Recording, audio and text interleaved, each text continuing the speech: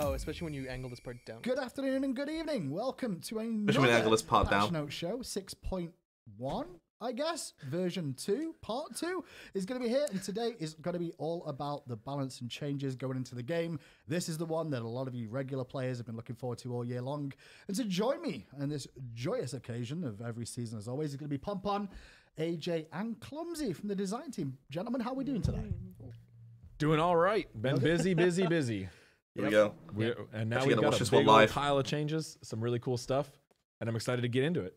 So when we go over this, then let's just break down a few things. What are the overall goals you guys have for season 6? Like, generally, we come into a new season and go, this is what we're aiming for. And I feel like last year you kind of achieved what you set out to do. Thank you. Season 5 was a big shift. Damn, I just give you credit. I didn't mean to. Yeah. He's so nice, Andrew, man. He's not savage at all. Season 5 was a big change for us as a team and the way we go about balance and the way we communicate our goals and try to achieve them. We set out to a very few specific things like the conquest changes. We really wanted to focus on problems and solutions to problems. And we tried to make sure every single change was identified through a player perception type of perspective to make sure we could understand why players would feel positively or negatively about a change. So even if like a god was strong in our numbers wise, but people didn't like him or said it was bad, we tried to work around that sort of thing? Correct. Okay. Yeah, we tried to make, win rates matter a little less, ban rates matter a little more. Really look at the community feedback and look at popularity and ban rate to see what's getting played and make adjustments accordingly. And even if things may be strong or we tried to not do so much where we just pull numbers and say, haha, we're right, because that doesn't really get us anywhere and as far as a community. So we changed a lot of those goals this year, and it's been working really well. I think everyone's been pretty positive about balance this year. Season Well, 5 has been let's move on to redeemed pretty season well. 6 and what's the differences? What are you aiming for this Season year? 5 has I been just really wanted good in we're terms of gonna continue balance. with mostly that strategy. great. Cool. Focusing on the perception and the feels of changes and a little bit less on the win rates. So absolutely, but of course we keep things within a reasonable constrained upper and lower bounds, right? Yeah. And looking for specific problems and solutions. And that's really what we tried to apply to this patch notes that we're going to go over today. Well, let's begin with some item balance. We're going to start off with 3 items. The blessings, or the ones that are non-conquest specific, so they're available in all the other game modes outside of Conquest.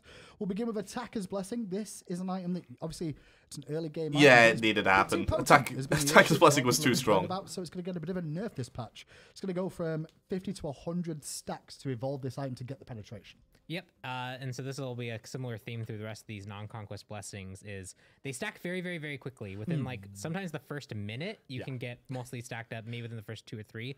We want them to take a little bit longer, and so attackers, which was already really good, is just going to take longer. The other ones are going to take longer, but also have some adjustments to them to help them along. Well, we'll go through those 2 as well. Then Defender's Blessing, which is more for the supportive aspect of the tanky option. It's going to be increased stacks from 50 to 75, and Evolved Defender's Blessing will now give you health, which is going to be more. So it was 100, it's now going to be 150, and mana was 100. Don't care now about it'll be Defender's 150. Blessing. And then Specialist Blessing, the more of a supportive aspect, a mobility aspect, I'd say. This is now going to get increased MP5 from 10 to 20 and increased stacks required to evolve from 50 to 75. So a bit of a buff and a shift, though, at the same time. With those Specialist two. Blessing might be Slowing them decent all now in non-conquest mode. just a little 20 bit. MP5 They're great right off the items. bat, Yeah, it's absolutely. If you're playing fucking Arena, good. should you get these items, Clumsy? Oh yeah, absolutely. In fact, one of the things that we didn't write on the notes as well is that we've updated a lot of the recommended builds for these blessings specifically. So, cool. for example, hunters, mages, as well as I believe assassins. They probably did pick up Attacker's Blessing, and right. now that's going to be in the recommended item profiles. Good point. So really, we're trying to make this the starter item, the blessing concept, more clear to all types of players: new players, veteran players, etc., conquest players, non-conquest players. And most of this season, I think these items were a little bit sleeper. Like a lot of people didn't really look at them too much. But the players who played well and played those modes more hardcore were buying these items a lot, and they're seeing how powerful they are. Actually, if So you really, we guys just played wanted to Duel bring at defenders any point during and the specialists season, up to you the knew levels how of good attackers, so Attacker's all Blessing felt was. universally good. Attackers was really the clear favorite this year, and then we wanted to adjust their pacing just a little bit, just for feels and timing reasons. Well, there's not really many items outside of the game outside of Conquest that get picked up, but those are the only 3. We'll move Right. on to one of the Conquest Blessings as well, though. It's going to get a bit of a buff this patch. Warrior's Blessing is on the list here. Increased Oh, the health and revert. mana The restore revert. per trigger from 30 to 40. An Evolved Warrior's Blessing is going to evolve to give you protections, which was 10. It's now going to be 15 at this moment in time. Reason for that is it just a little bit low. They compared to completely what you- reverted the nerfs to It it. was, I think, widely Onka S. decided by the player base this year that Warrior's Blessing was just a little bit on the low end compared to the others. The only thing they didn't And specifically the nerf, class that the goes only with thing they didn't Warriors, revert so was the Warriors, reduction. Wanted to be a little bit tankier in the early game. Hang on, Artemis and has then new they added icons. those. So what you're going to see is more regen here and more protections. Really just trying to add more diversity to the solo lane and add more power of warriors in the solo lane. And just give them a bit more of a chance thing. Because we've seen quite a lot of Guardian's Blessings even on Warriors as well, right? Exactly. So although, this is the only Conquest Blessing we're adjusting here, Those we're new trying icons not look sick. to hurt the quality of life for supports by changing Guardian's Blessings rules to make it more complicated or more specific, but we want to buff Warriors and Warriors Blessings, and we're making some changes to the map to encourage a more active play style over there in that solo lane. This is just one part of the puzzle. We definitely have our eye on. Whoa, Guardians, hang on, so hang on, there's hang on, different hang on, things guys, that hang we're on. going to here. What is So we that can also over on the map? revisit, Hello? in the next couple months, next There's a couple patches. buff over here? Well, we're gonna have an entire feedback phase. Yeah, Immediately yeah. after today. I mean, I'm gonna as soon as this show's over, Meepon and Clumsy are gonna be running back to our desks to get on Twitter. They've and been like show that for a feedback while? to I've Discord not and played see the Artemis in a Reddit long things time and then, see holy feedback, shit. but for But now, what we is don't want this? to nerf Guardian's Blessing because it will have a specific negative impact on supports. Okay. And we want to try to buff solo lane How you doing, through Delphi? other means that don't hurt other classes and other roles. Sounds pretty good. And maybe some of the changes will do that as we get further along. That's it for the blessings, though. We'll move on to relics. There's only going to be one relic change. This patch, Horrific Emblem. We're going to be decreasing the slow from 40% to 30% and decreasing the attack speed slow from 25% to 15% too. Right. The upgraded Horrific Emblem, however, that will also have the decreased slow, was 40%, now will be 30%. The attack speed slow remains at 25%, and the decreased damage dealt debuff from 20% to 15% overall here. So this is taking a couple of hits, but then keeping some of its identity. Yeah, I think if you saw HRX, you'd see the prevalence of Horrific Emblem. It was pretty potent. You'd use it, they'd be slow, they couldn't really counter back. Very It popular reduced starting. a lot of damage. Very popular start. We're just toning it down so it better competes with other relics. Okay, I'm mean, just sort of hoping to keep an eye on that still, just in case it gets too low down, I guess. Yeah. Well, I can do it for a relic, really. We'll see. It still provides a really powerful effect. It does. Just in what it does alone. The numbers were maybe just a little overtuned, making it a more clear, obvious choice to win your lane. We want to make sure that Shell, even Meditation, which we've seen has had some popular moments from time to time, not just in the new player scene, as well as Sprint, Wings, Heavenly Wings. We see a lot of different options. I and still that's- call it sprint. Of course, everybody does who's old school. But, we want to have a lot of options, especially in that duo lane where you see a lot of relic flexibility. And Yeah. Horrific clearly took over Yeah. in Definitely. our most recent When you competitive get scene. Evolved's Horrific Emblem at level 1, you know it's probably just a little bit too strong. Yeah, Crazy agreed. thing with the evolutions. Next up, though, this is an interesting Here's choice. the spicy I didn't one. think we'd This start with one. these. These are I some didn't know how exciting well stuff. it's this is the consumables tree. Oh, is I'm what we're super about to go excited. into. Okay, Consumables. consumables. Elixir of Speed. Yep. It's a new item in the game. It's going to cost you 2,000 gold Oh. to purchase this. This consumable increases your movement speed by 18% permanently. The effect does not stack with movement speed from boots or shoes. This effect lasts, it says X minutes I've got down here. It's really long time. Right, okay. It's just because I don't have a specific time and I just read it. It's 9999 right now. Right. Yes. Cool. So for 9999 minutes, It's intended to be Seconds. Seconds. Yeah. Seconds. It's 160 minutes or so. this It's item is effectively all the time. only going to be available in Conquest. I like it a lot. Right. I love this So item. this is a You permanent no longer have to speed, have boots in your build. but it doesn't stack. Right. Correct. Clumsy, why don't you get Yeah, into more and detail? Explain the more What is details what of is the you, short pitch for this? So, I mean, if you guys saw my tweet earlier today, yesterday about the spoiler, this is the radish of the turnip that people were talking about. The short is that this elixir does not stack with boots. So once you get, 35, 40 minutes into the game, and you're sitting on 5 items, you've got your boots, and you kind of just wish you had another item. Well, now you can. You buy Sell this your elixir of boots. speed for 2,000 gold. You sell your boots, and that's the idea because the movement speed doesn't stack with each other. And then you buy yourself a 6th item, and you go crazy. This is the boots replacement late game item.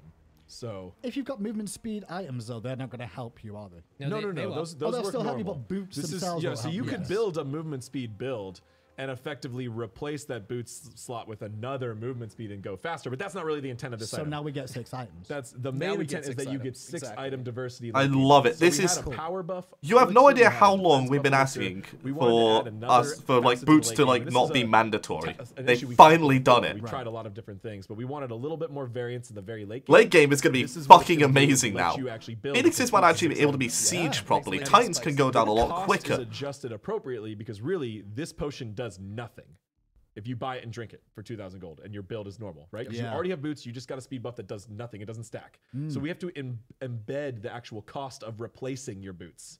Yep. Because So you it's a lose little you bit lose of- the it's a stats off little the bit boots of, too, as well, exactly, don't you? you do. Right. Because you've got to buy your boots. You're Right. going to buy them anyway. You're not going to have 2,000 gold to just go 18% movement speed. Yeah. That's not valuable, Right. technically. So the other elixirs are 3k. You need about 3k because then you sell your pots, you'll get that additional 700-ish, 568 or something like That's that. interesting. Somewhere around. Yeah, something like that. Then you'll be able to buy at least Yeah, a like tier you 2 just item and buy replace it immediately. Spirit- Or you buy need to Spear of wait for Desolation the instead. Spear of 3,500 Desolation is going to be a gold core to item the on end game. mages So if instead you of have getting cooldown the red reduction or instead. blue elixir, you can get the yellow one and switch in an item. That is exciting. Yes, that's super really The spicy. extra interesting. item in the game, technically, in the late stage. We're very excited to see how, especially in the pro scene, that works out. In the Oh, late game. yeah. Yeah, Because we'll see and- how many abuse cases we can make out There of might it. be a That's few what's going on. gods, yeah, Right. that'll get Well, much better with I'm this in the thinking world. Rat might actually be hurt a little bit because he's got Acon.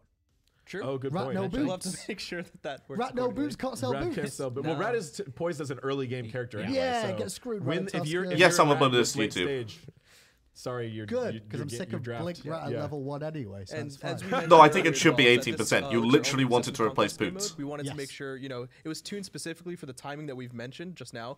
And we found, in other game modes where the spooling was going to be a little bit different, it didn't quite fit there. Yeah. So this is only going to be a conquest elixir. Because here, an assault straight away, first item. Yeah, right, or an arena First or something elixir, in done. 15 I minutes mean, I guess or you less. could do that. Probably not a good build. Quick double check on this. Does this persist through death? Yes, yes, it Okay, because it does. doesn't say that on there, It's and I thought I'd just clear that all effectively down. The permanently part is a Just the to be really long super duration simple and through player. death. But Yeah. yeah, Yes. that's correct. Okay. So that's consumables. Next up, we're going to move on to magical items. Most of these will probably be focused towards mages, but guardians also pick up magical items too, so expect some of those in here. We'll begin with Cursed Orb.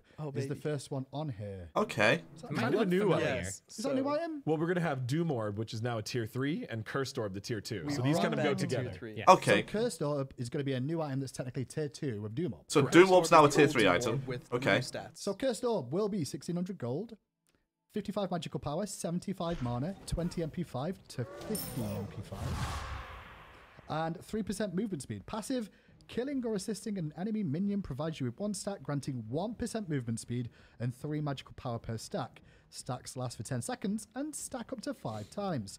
Enemy Okay, so gods basically provide Doom Orb. 5 stacks straight away. Then we'll have to follow this up with the Doom Orb because Doom this is going to be a Orb. tier 3 item now.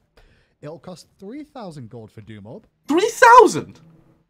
Look at him run. and it's going to be So fast. 135 magical power for Doom Orb, 200 mana, 25 MP5, 6 movement speed, and killing or assisting an enemy minion provides you with 1 stack, granting 1% movement speed and 6 magical power per stack. Stacks last for 15 seconds and stack up to 5 times. Enemy gods provide 5 stacks.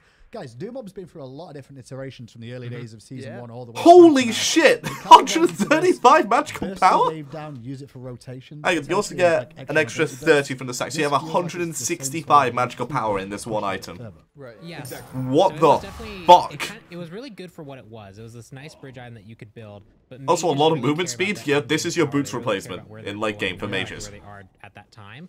And so Doom Orb, even though it was potent when you first bought it, it just couldn't keep up with other. at that, you have builds that were later 165 on. magical this power. kind of changes that. It makes it now a full-fledged tier 3 item that you can pick up. It can really enable some quick rotations. It can really enable you to have like a nice power spike early and then maybe sacrifice it compared to other potential options, but keep up with other builds. So it really kind of gives it just a new. Don't forget, you can't buy the tier 2 Opportunity straight to away, use so you're not going to rush this more item. Rotational gods, right? Yeah, absolutely. I think it's going to be really strong. In fact, I think the price currently is listed as 3,000. I think we even increased that to around 32 or 3,300. I'm messaging Isaiah right now. It seems like a couple of our Numbers are off. earlier, most recent tweaks that are definitely on our notes doc and will be correct in patch notes when they're posted today. Yes. But it's still 99999. Doom Orb is fucking broken That's right actually now. intended. In this Yeah, state, I know. Doom Orb is I guess it's But I broken. don't have a button that just. You're going to be says buying it Oh, every that's game true. as Okay, your that's boots fair, that's replacement. So fair. we're like, how many 9s before it's obnoxious? I did suggest 3 9s, but Pawn was like, maybe you could play a whole match, but that would fade. And I was like, all right, fine. That we'll is do 4. possible. It's fine. We've seen games go that long. We've had long games.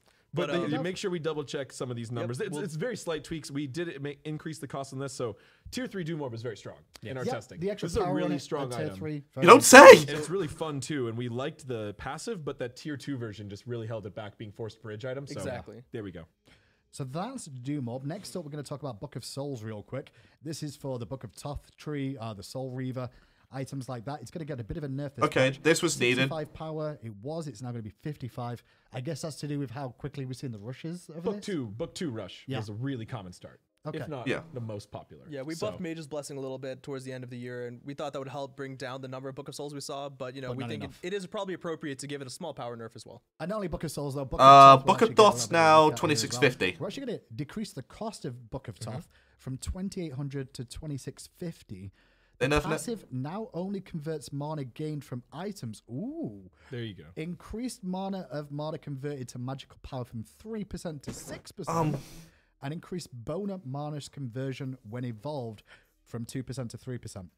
So if you're going to go Book of Thoth now, to get the most out of this, you want to be building items with mana on them. Exactly. And it won't affect... Yeah, your I base need to do stats numbers on that, but like it used to. Correct. Right. Okay. So the real goal here was make this more of a build synergy item and not a catch-all item. So if you see someone building Book of Thoth, you can go, oh, I expect him to probably be going Book of the Dead. Right, And some- stuff like that, with more mana items. And Math Master Pawn here can go into a little more detail on this one. Yeah, so basically it was really interesting to try and figure this out because a lot of characters also have different base mana costs, and so you had to take the worst case mage scenario where they had the lowest amount of mana and the highest mage case scenario where they had the highest amount of mana, figure out kind of where things average. And the quick TLDR of it all is if you just build this on its own, it's likely going to be weaker than it was before when you built it. Yeah. Now, if you build it and you build it with maybe the cooldown boots, maybe you throw a Soul Reaver in there, maybe you throw a Book of the Dead in there, it actually will be more potent, but you had to build those items that sacrifice things like pen or cooldown. That's true. Specifically, it was tuned to require you build about 2 additional mana items to equal, although the numbers look buffed here, the way that one bullet point about shifting from items is a big one, is a Yeah. big nerf. So really, you I'm need not to so build sure about Book 2 of additional Thoth. mana items to pair with it. like I for said, it you to have be to about the basically same build power it was around it. before. Yeah. If you build it on its own, it will be weaker than Season 5. Okay. Well, continuing in the mage item department, we're going to go on to Soul Reaver. That's next. just There's Doom a Orb bit so of a far. change here Soul Reaver. too. The one people have been Enemies. waiting for. Enemies that get hit by Soul Reaver's bonus damage will take 50% less damage from this effect on subsequent hits. This reduction lasts 3 seconds and refreshes on hit. So you're telling me that if I spam my whole abilities on them in 2 seconds, only 1 proc is going to hit me? Yeah. Full For damage. full damage. full yeah. damage. And then the All- additional ones are 50% Yep. less. Exactly. Correct. Okay. Soul Reaver was doing some weird things Yeah, to it the was. meta. It was working. The item was working very much as intended. It was doing bonus damage. It was encouraging some gods that had more ways to proc damage on multiple abilities. It was doing good damage against tanky characters, but it was doing a little bit of everything too well. So we wanted to make sure we got a clear nerf in here. And really, what this is meant to do is bring back mages that have less damage 8 abilities to and put them 4. on Yep. even footing than Love it. over gods that have multiple. One thing we really saw is that really took over in Season 5. Yeah, the Mage- one- if you only had 2 damaging abilities as a mage, you were mostly not played, mostly because of just how good Soul Reaver was. Yeah, And agreed. nothing else. So what we're trying to do is make that a little bit more widely applicable to all gods and try to get Soul Reaver back in its real intended spot, which was mostly as that counter tank bonus damage type of ability. We do like even seeing it on some of the Bruisery Guardians. That was cool, but they're going to take a big hit from this too. A lot of the way they dealt so much damage through Soul Reaver was really extended fights, and now they're going to be getting mostly 50% of that Soul Reaver proc most of that fight. Okay. Well, that's going to be the change for Soul Reaver. We'll move Soul on to Reaver's still Obsidian Shard good, next. just... This is Hello. going to be a bit of a change too. Hello. Obsidian Shard is the major pen item, realistically, for mages. Increased cost Yeah, from it would do that, Blur. 2150 to 2300. However, even though it's gone up in cost, it will go up in power a little bit. The power has been increased from 60 to 70. Gentlemen, reasons. So the big thing here was that it was just this one item that you could build in a lot of situations and it would be effective. And because of its cost, it really fit into a lot of mage builds pretty easily. There wasn't much of a reason not to Okay. go attempt to try it. So we're going to increase its cost so that when you go to invest in this pen option, you're really looking at it for what it does, which is shreds a lot of magic protection. I on like the fact that they target. made it the same But cost because as it is going to be Spear more of the expensive, we Magus. wanna make Like sure it those didn't sort of fall too items far should be behind, competing with each 'cause other. it's weird how cost and power kind of correlate, but we brought the cost up, which brought the opportunity of being able to build this item down. We want to give a little bit more reward for finding the situation to get this. Don't forget, Blur, that's if you have full magical damaging abilities. And reward you for it with a little bit more power as well. So in the long run, clubs, you play a lot of mages. Like, Yeah. do you think And that's we'll be seeing this before more so? mitigations. Or is it going to be situational based on the comps you're against? I think it's definitely going to be situational. We saw a lot of Spear of the Magus, Soul Reaver, and Obsidian Shard all picked up together. Now, from what we're going to see here is that we don't actually have any Spear of the Magus changes, but we very much believe with the Book of Thoth shift, with the Obsidian Shard shift, as well as the Soul Reaver pretty much straight out nerf, it's probably going to be in a good spot, but we're definitely going to evaluate the pen options. You know, one thing we didn't do in Season 5 is really increase their power. Oh, if Zero's complained that this is going to be a tank meta now. So we're going to keep our eye on these, and I think they all should be in a pretty viable spot still. So some key nerfs for mage items in the most popular, most high-performing items. Without destroying the whole class as a whole. But we got to right? have a That's the couple other side. shifts in there, correct? And we're also targeting some really unpopular items. Like Doom Orb, although it was a cool item, really unpurchased. Pretty much nobody bought that item all season. Well, I think we're going to some of the items. Well, we've mages mentioned still too. can And kill that's what we're tanks, they about just to don't do. one-shot Right, them. right. Couple more mage items to go. Typhon's Fang is the next one. It's a lifesteal item for the most part. Increased magical lifesteal from 10% to 15%. I didn't even know what it was when I was just reading out what it is. It doesn't seem like much, but the way this item synergizes with its own lifesteal and converts it to power, this is a big buff. This is a So, good buff. Math guy, how much does this work out? So this essentially reads 10 extra power and like 7 point something % lifesteal increase. Okay. So it's a little bit more than actually just what's listed there. So you can view this item as actually like if we have like 2 bullet points and they're more significant than what's just listed there. Gotcha. And this is a similar change to Book of Thoth. We want Right. to encourage more synergy builds where mages are opting into different types of items that combine together well, Right. To specialize a little bit more, as to this year where we had a few too many items that were just good on everyone. Very fair indeed. Next up, Dynasty Plate Helm. The magical power of this item is increased. It was 45. It's now going to be 55. We didn't see too much of it. Pretty much none. I think we're going to see a bit more of it. a little bit. We Just wanted a to tiny careful bit with more. I this think Yeah, absolutely. When It's a was pretty it, scary item. season 3 or 4, that this was like, you gotta build it Yes, every single absolutely. It mage? was very we don't strong. want to go back right to there. I think you might So see it we're trying to- we're on trying to take solo both sides lane of this. Guardians again For those if that you're are up against new to the game, warriors. This is one of those items that gives you power, but it also gives a bit of The breastplate rush is just still too good for Right, so them. we want mages Yeah, a to little bit of pen. mages to have a good option. Mid for if laners they're might really build this if nervous they're about against that like a hunter early mid. jungle gank. Like that's where I see Or this being if you're built most. playing non-conquest and your opponents have to be a little bit loaded up on assassins or hunters, and you Yeah. want to make sure you don't It's fall behind but too you'd still early. build Soul This Reaver is a good because it's option for that. 130 You're gonna power and its sacrifice a passive little is bit of still true endgame decent. power, But you it'd want be worth it if the you're whole not point level 6, is right? that tanks were getting But then, one shot you by know, you don't have to mages buy in the boots late game. now, so- That I'm should joking, you never don't happen. buy boots, Late game, okay? late game. I've just got images of everyone just like, I don't buy boots. I'll just get that 2K pot later. Well, you know, we were worried about that option as well, but we think it's pretty difficult with the cost. Someone Yeah, will probably it find is. a build path where It it is. works, but I mean, we'll be paying attention to that. That's true. Stone of Binding is the final magical item on my list this week. yeah. Increased magical power of Stone of Binding from 20 to 30.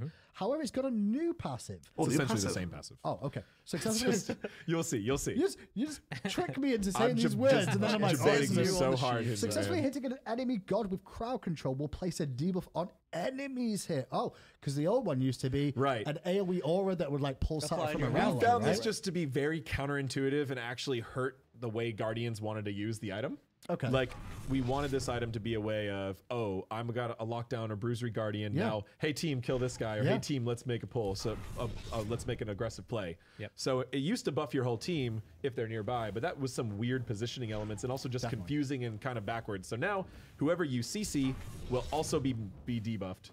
And the And debuff, that's it. It's that target. the debuff is going to be decreased physical. Oh, and I like magical Stone protection of Binding a bit better now. Which is a Again, I still don't see it being So built this is a in. considerable shift. Like, you used to be able to buff your whole team. Maybe Now it's aggressive only early one game enemy. Guardians, like you But see in RTO, plenty of maybe scenarios, Kamikana that can use get similar it. types of targets, and now you can move this around between Is this, different. is this definitely more of a buff than like what it used to be? Because obviously it used to give you pen for your team technically. I think right? for the This situations is the same like, thing, though. This is reduced protections on your enemy. fair. for fair, like that's right. Geb, if he was going to blink engage, he often would actually blink out of range of his allies All to the actually time. benefit. And then, therefore, the Stone of Binding would do nothing. In this case, it will still do at least something. So, It works out well with teams that are around you more. yeah, often, and it's right? got a little Right. power buff. No, there it's to a compensate buff, for this like they change said, in because overall, if you most of the time when you're application. engaging, But you're this should be like much away more from your team, intuitive so they don't and get the clear they don't get the overall, buff. and Now, should just feel pretty much better. you get the buff anyway. Like So you that's pretty it much get for the buff guaranteed. Magical items. We'll move on now to the next level, which is physical items. That's Yay. your hunters, assassins, and warriors. Malice. Yep.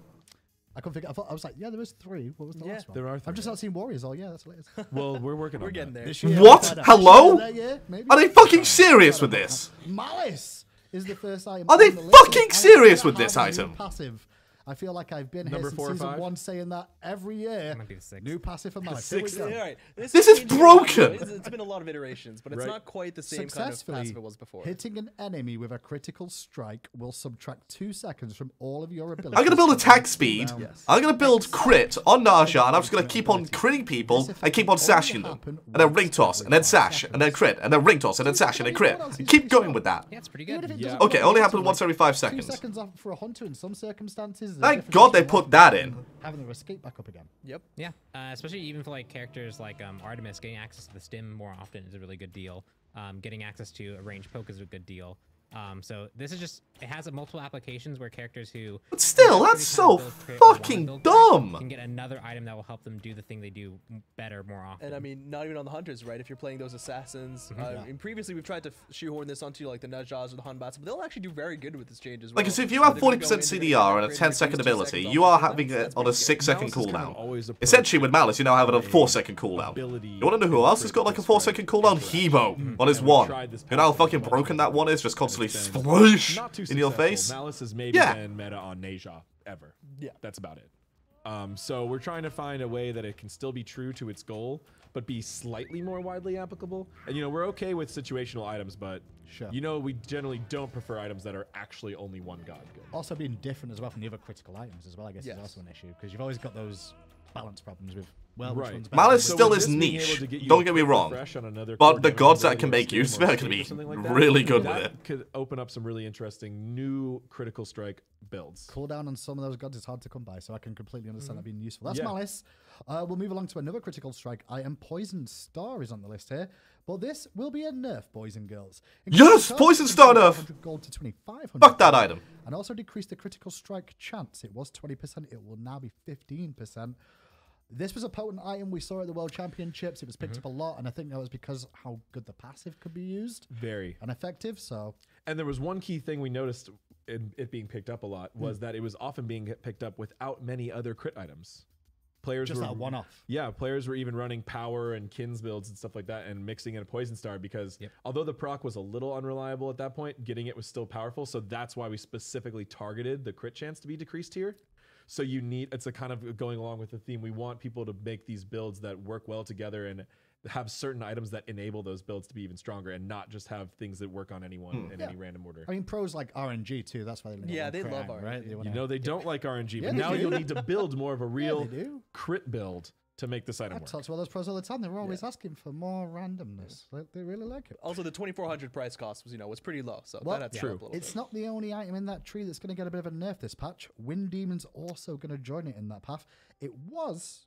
No, It's man. getting a buff. It's though. getting Buff. It was We didn't make you 2,700 say There's those so many words. people It's just now. going to 2,600. My apologies. Wind Demon Okay. gets a buff. It's coming down in cost, but the rest of the item is staying the same. Right. Is it because it just Yeah. wants Just a little shift Okay. here. Because we Good. brought it- we I was scared they're really actually going to wanted properly to buff keep Wind. It the was like, cost oh and just no, bring no, it no, back no, down no. a I don't want little to see he's we running liked everyone now. the messaging with Poison Star, but we didn't want to necessarily increase Crit's overall build cost because it's Okay. already very expensive.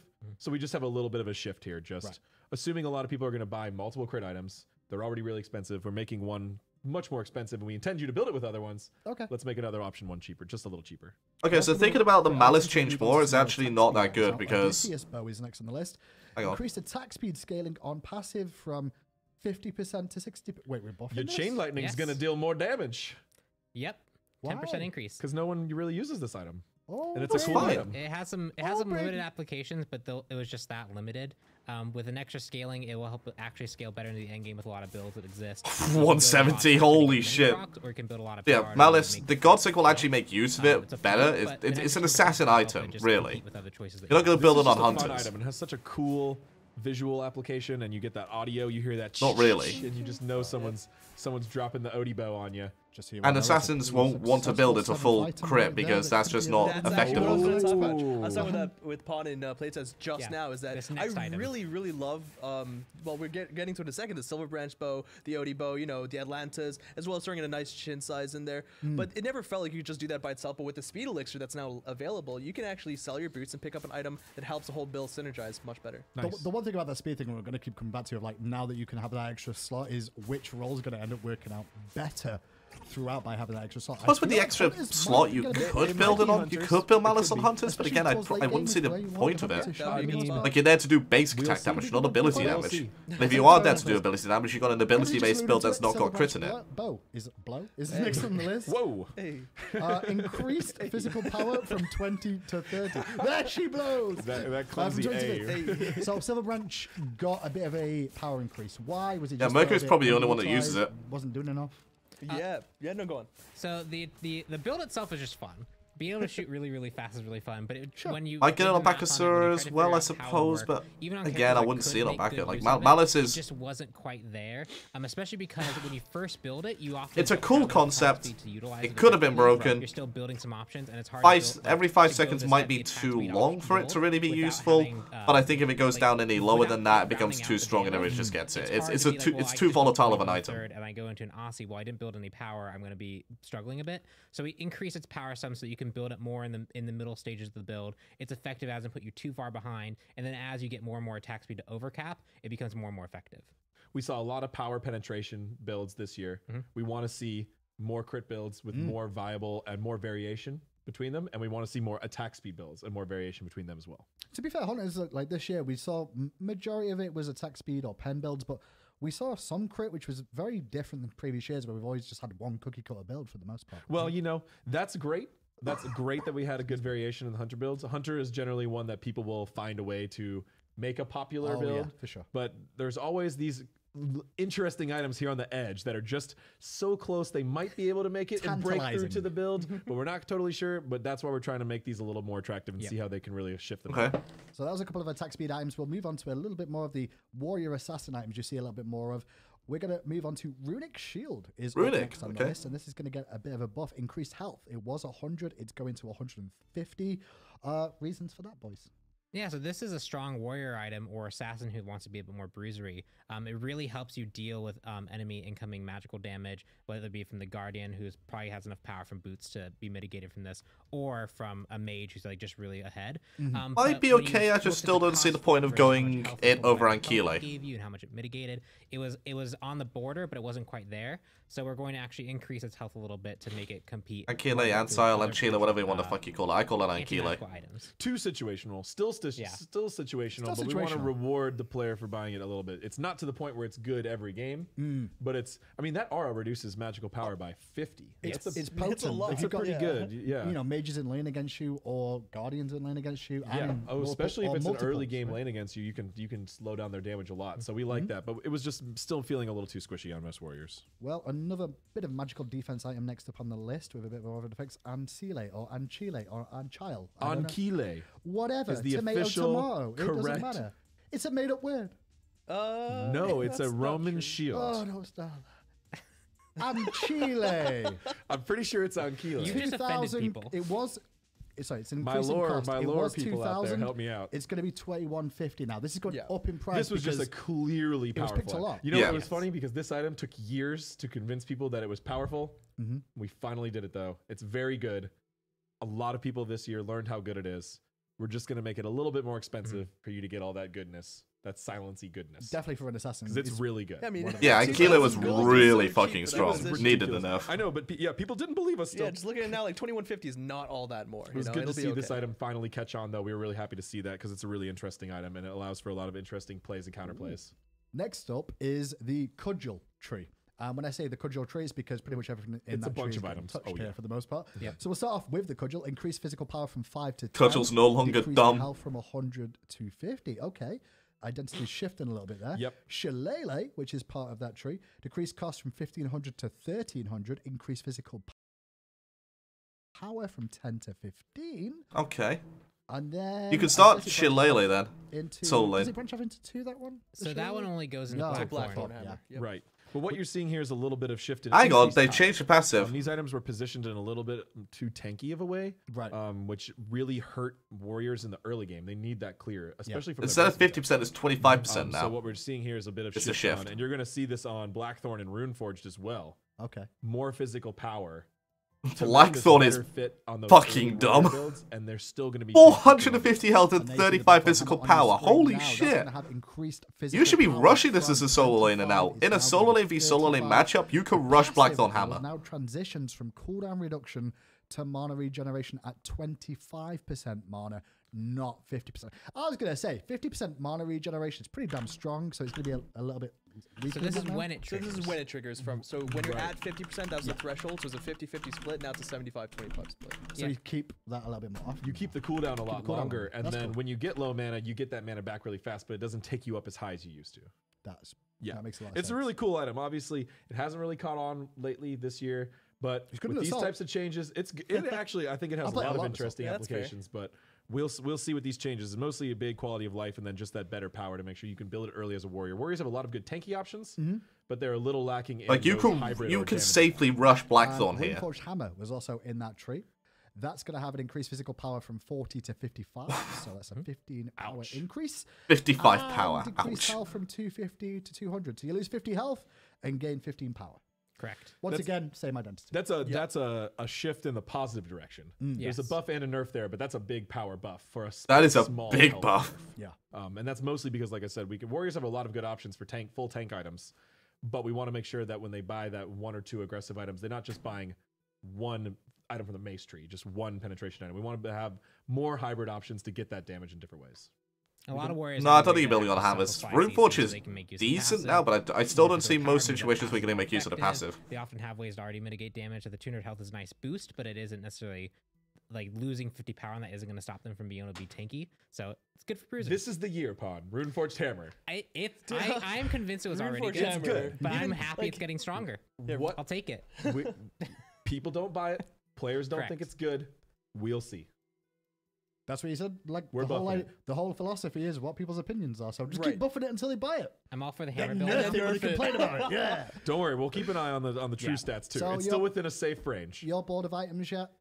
Because we're not done. Okay, we're A few not more. yet. Just a few more. I just wanted to see if you wanted Yeah, to like, Come on, start Ginger off. man. Keep Next it moving. up, items that go into all classes for the most part. These are generally like aura items, the likes where more defensive. Look at it that way. Gauntlet of Thebes, first one on the list, increased health. Ooh, from 200 Gauntlet of to Thebes buff. 275. I can back that call. I think it's good. Like we've not seen too much Thebes as of late. Kind of takes a while to It was stack. really designed as that core first item for supports. Yeah. You can only stack this item by playing in the support style, which is really cool, but we wanted to Decent reward buff. you with extra tankiness for doing that. That was a great idea design that we worked with the pros in the community to make happen. It went through a couple of iterations on balance. It was too strong, too weak, etc. It kind of just settled out of the meta for a while. And people were okay with that for a while, but now as we're looking at the new season, ways to make the support class feel better, we wanted to make sure this item felt good to buy. The way you and make the didn't support punish class you too feel hard better for is by buying it making and sure then that they taking can't get a little too one-shot long by to stack mages, it. which So you've that's why done. we went ahead and buffed the upfront tankiness on this item. Next up is going to be the health tree, Emerald Talisman. First Health of all, tree, it's gonna have finally. Increased MP5 from 6 to 10, so a little bit more mana from that. That's And the Stone tier of- 2. Tier 2 Stunner Gaia. Yeah, it Yes. is. And Stone of Gaia, which is the tier 3 Right. of that tree, increased the speed at which the heal occurs from 10 seconds to 5. Ooh. Yeah. And decreased the internal cooldown from 60 to 45. So Stone of Gaia was like an item that got changed and had its passive adjusted a couple times. It used to Yeah. be just a really good regen item. Then it had this effect of being able to deal with knockups and like keep you in the fight longer, but it was almost too potent. So we It's still we just. nerfed it, but I think Oh, we it's nerfed still it too just hard, and now internally it's back shit to- on my Immune anti-healing. to knockups. That was when it was a little too strong. Yeah. Yeah. So we took that out. We took that out. But then it made the item fall down a little too far. We also wanted to make the item feel better to build into. So that's why the tier 2 got a little buff there. the But now the MP5, tier yeah. 3 also. The fuck is happening it's to the still stream? a counterplay item. You can still get it triggered and heal yourself up. And now you're going to feel that heal a lot more because it's going to Yep. be twice as fast. I'm So excited. still pick this up against knock-up characters, which are that's a CC that's generally hard to play against. Yeah. So you'll still have this option. Still useful against like Anher Impale, Ares Pull, and things like that too, especially for a support Bacchus, character if you can't get CC Vulcan. Yep, plenty of them. Yep. I love this health Xing tree. Chan. I like health tree, so it's nice that it's coming back into fashion again. There you go. Shoulda Oh, speaking regrowth. of, in the health tree is next on the list. Decreased cost, first of all, it was 2,100 gold. Now will be only 2,000 gold. Okay. And it's also going to have increased HP 5. It was 10. It will be now 15. Same for the MP 5. That was 10, and that'll be 15 too. So this is just getting stronger overall and a little bit cheaper. Still, Kirk and Chalk say hi. They're going to have some fun with this item. Boy. And there was some Thanatos as well with that. it's still just a The fun passive's item. really strong. Yeah. So we just wanted to make sure those stats felt a little bit better and the cost was easy to get into. This item has a real high potential if you get it early and really use that passive. Yep. So Yeah, it's all about Dude, Shield of And Regrowth also, after you sold your while it may boots. not have Ooh. been, seen in Slime Oh, like wait. in Conquest, it's also really good in some of the other game modes. So we wanted to be careful with that one because in Arena, it's much more popular than it is in Oh Conquest. yeah, mobility is always important in every game mode. I'll tell That's you that true. much. Spectral armor is the next one on the list from the all classes tree. Well, this item Increase exists. physical protection from Hello? 60 to 70, and decrease the damage dealt to you from critical strikes from 60% to 50%. What Spectral was armor's the- decent now. It's 10 good. power, or 10 protection buff and a Yep. 10% crit reduction buff.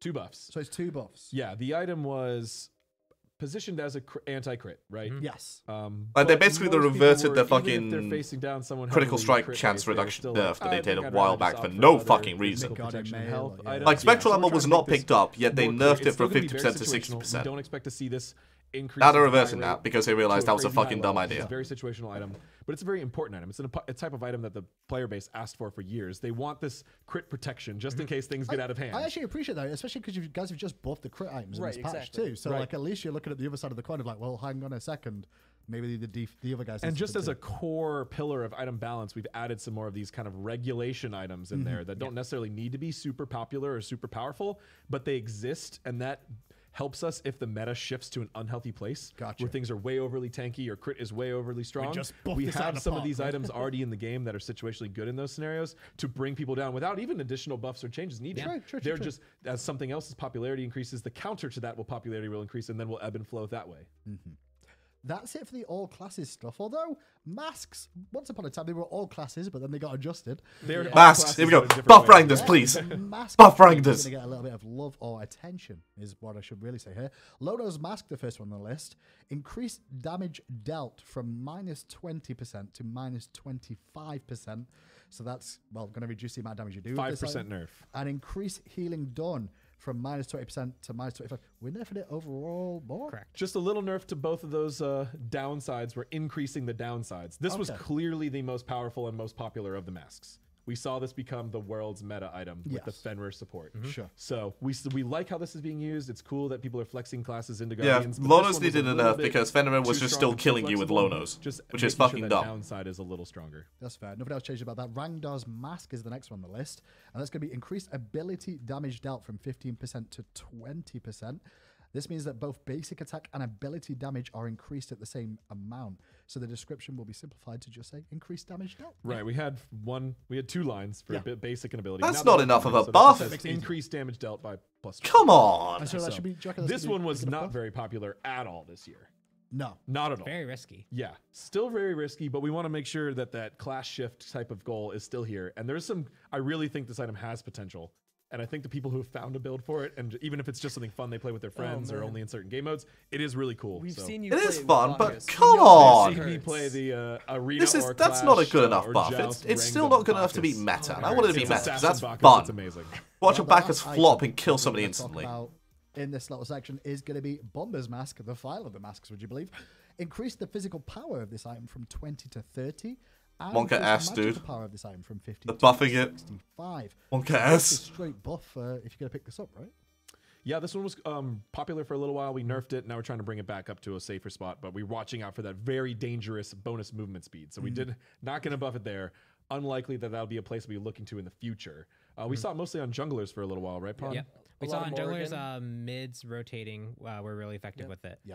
So I mean, the cooldown Rangers, reduction, I you think, is at shouldn't take as 20%. much damage For a as you catch-all currently total, are right, from that's way Rangers too because high. you are Morrigan is squishier than an very good ADC. at it, So we make want Just to keep squishier than a power. mage with Right, Rangers right. if you go full So damage make build. it more usable, but at the same time, don't increase the movement and they'll cool down, right? Yeah. Because they're both two things. The that- masters is cool really items, shine. but they are scary, so we're going to be careful with them. So that was all the items so far that we've gone through. We've still Yeah. got today to go through gods and changes to Conquest maps specifically. But in the meantime, first of all, we're going to take a quick break and go to John Fitch to break down some of the esports and community news. A great job over there on the casual set. But over here, we're going to be taking a look at the esports side of things. Finch here, I'm joined by Ovrin, our community manager. We also have Coop here, who does all our league ops. I assume you both are doing well here today because there's a lot to look forward to. How y'all feeling? Feeling good. I'm excited for season 6. Cooper, feeling good, yeah? Yeah, everything's running pretty smooth so far, so really looking forward to the changes. And we've made some big changes here. So, I mean, if you can kind of walk us through it, if you're someone who hasn't been maybe keeping up with like some of the stuff on Twitter, on the website, just kind of walk through how season 6 is different from what we did in season 5. Yeah, so it might even be easier to go through what's not changed. Right. So season 6, we're kind of revamping across the board everything. The SPL for starters will be everything is going to be played live here at Skillshot. Right. So that's the first biggest change. We're going to have all the pro players actually out here live for their games. A lot of them will be actually relocating to Atlanta for the new season, so we're super excited about that. The other big change is we're going from 10 orgs down to, or I'm sorry, from 12 orgs down to 10. Yeah. So there's, we kind of looked at the competition last year, and it wasn't at the bottom end quite where we wanted it. I think this should, fix that. And make that competition a little bit better overall. And we added some really big orgs. I mean, we got Pittsburgh Knights in there now, who are partnered with the Steelers. Renegades are over here, which we've worked with in some other areas too. I mean, there's a lot to be excited for just in the types of orgs and sort of what they bring to the table as well. Oh, absolutely. I'm really excited about the Knights. Yeah. I've spent a good lot roster, of time. good org. Oh yeah, I've spent a lot of time talking to those guys. They are so excited to be on the battleground, man. I'm really excited to have them. Yeah, and I mean, speaking of the roster, I mean, obviously, if you want to check out those rosters, they're all on the website and on our Twitter. Or you can use !rosters in chat. There you go. There you go. But he stays on top. It's also important to note that we've also removed the region lock for this season. Exactly. So a lot of your favorite players, you used to just be able to see European players. Okay, what's this stuff we already know? In general, on international rosters. Now you're able to see, I need to delete that. Fuck. Thanks for reminding me. EU player and really get a different flavor of competition. So. And it kind of gives you the best of both worlds. If you kind of missed it, there are still some orgs that stayed, the same. Like Splice is still all ENA. Pittsburgh Knights, I think, is all EU. But then there are some other teams that are kind of mixed up. I think Rival is one of those orgs where you've got some from both sides. So if you have some teams you're fans of, maybe they're the same. Maybe you get to see some stuff you've never seen. It's a best of both worlds scenario. You get to keep a little bit of the NA-EU rivalry, but it's not like the true dividing line of the SPL anymore, which is great. And we did some improvements on the SPL side of things, and I think that is how those are going to come out. I've deleted it already. We also helped out some with the SML. That's getting changed up a little bit too. Can you tell me some of the changes and just how that's going? Yeah, so the SML it's kind of been our big sticking point of how do we get the amateur scene kind of growing and to a point that we feel comfortable it can develop talent for the future. Right. And it's important to note it's a work in progress. We're still not done. But two of the big changes that we're making is one, we wanted a minimum salary for those players competing. Right. So all the players in the SML will be receiving a $10,000 minimum salary, which is well and above what they've earned last year towards the low and middle end. And the second is that we've actually done a similar vetting process similar to the SPL for the organizations in the SML. Right. So we're working with some really great partners at the lower level to make sure that scene's a little bit more stable and that they're really putting forth the commitment that we may not have seen in the past. And it's exciting, I would say, as from the community engagement side, because we're going to have all these players here like all the time now, right? Some of the people that you really like, you get to hear more from them. We were just sitting with some of the pros out there in the area, and I assume that'll be happening so much more. I mean, what kind of stuff, I guess, are we going to be able to do more of now with the way Season 6 is looking? Just more content, you know? Like, when they're here, especially our EU players, you always kind of get the short end of the stick. You're out wherever you are, and we can't do a lot with them. So when they're here on such a consistent basis, the amount of content we're going to be able to put out, we got video. The question is, content, will you? We've been in will you actually do this content? Some really good stuff. And I wish I could spoil it all right now, but I won't. Some good stuff coming. Yeah, I'd like to keep my job, but yes, there is a lot of good stuff coming up.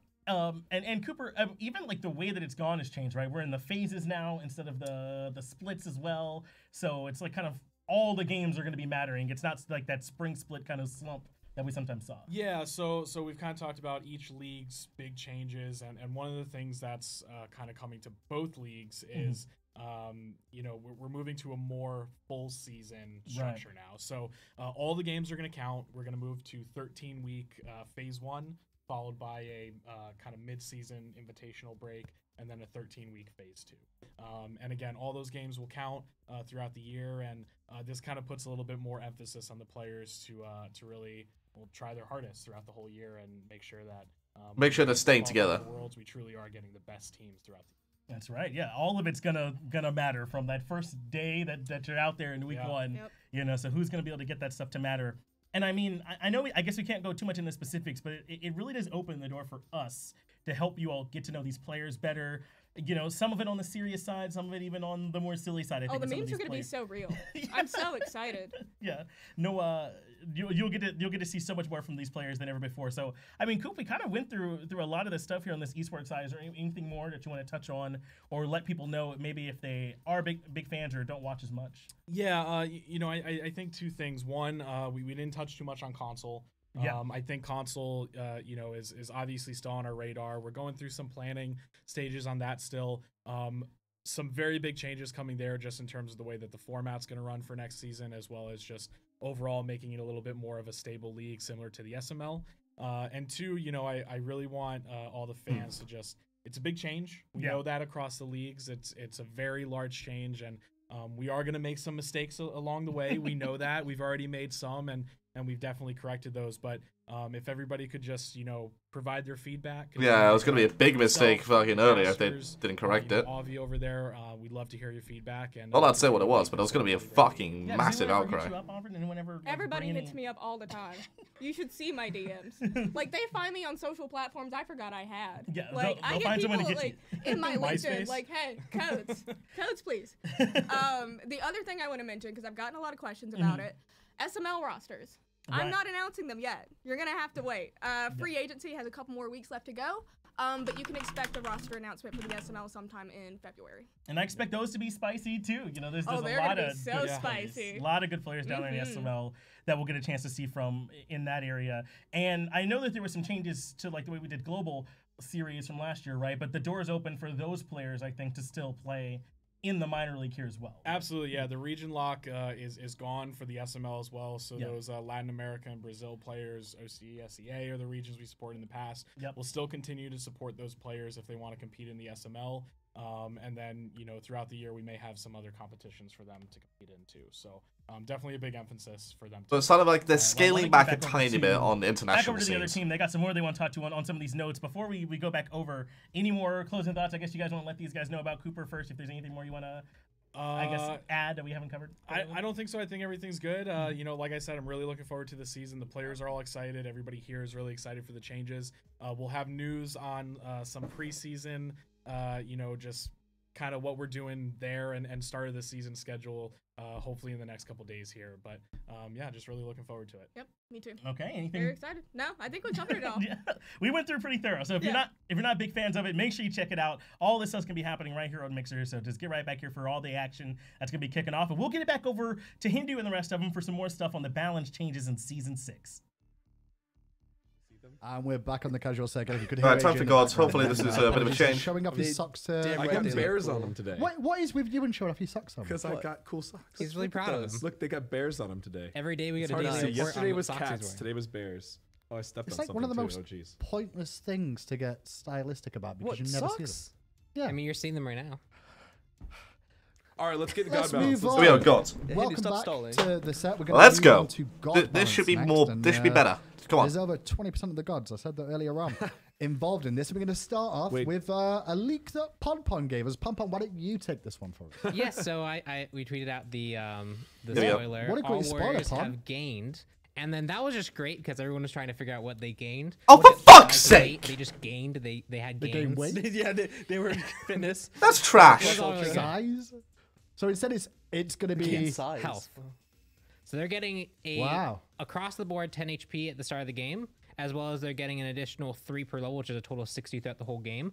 And this is really just to make the warrior class more defined and distinct as kind of these bruisers. Right. A lot of their stats got really close to assassins in a lot of ways, and they are quite far away from guardians. So They really make should them a have that bit kind of middle closer. ground Put between them in the two, and middle between overall the they just weren't assassins there. and the We're boosting their guardians. base HP amount. We're boosting their HP per level. So newer players, for example, just so they understand it as well, Mm-hmm. do more warriors have the same health pools and things, or is it like this is 10 on top of what their current is? Right, they do not have the same health. Right. Right. So our classes in Smite have general guidelines for whether their That health, change. mana, et cetera, Yeah. protections are. It's a start. movement speed, power. But there needs to be each more. god differs. So in this way, we are adding 10 to all warriors. What we did notice is the entire warrior health pool was a little closer to assassins, not as close to guardians. We're moving into that more clear area directly in between the two.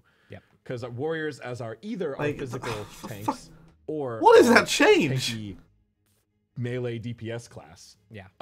They are a hybrid class by nature, but we're trying to make that a little more specific that their tankiness is an intended part of them. You guys are scary with this year because like we've had a couple of mage item changes. So we might see some more warrior Some supports too. warrior buffs already, Yep, and some changes to the hunter role as well. I'm like, okay, all right. We seem to be This doing is Don't okay. just- forget about that Gauntlet of Thebes buff. I know. Yeah. Well, That's just we'll see. no. That's terrible. We will see. And We will Mosin see. Carb is going to be the very first god, and hopefully these are in alphabetical order. I don't know if Pom Pom was involved in it.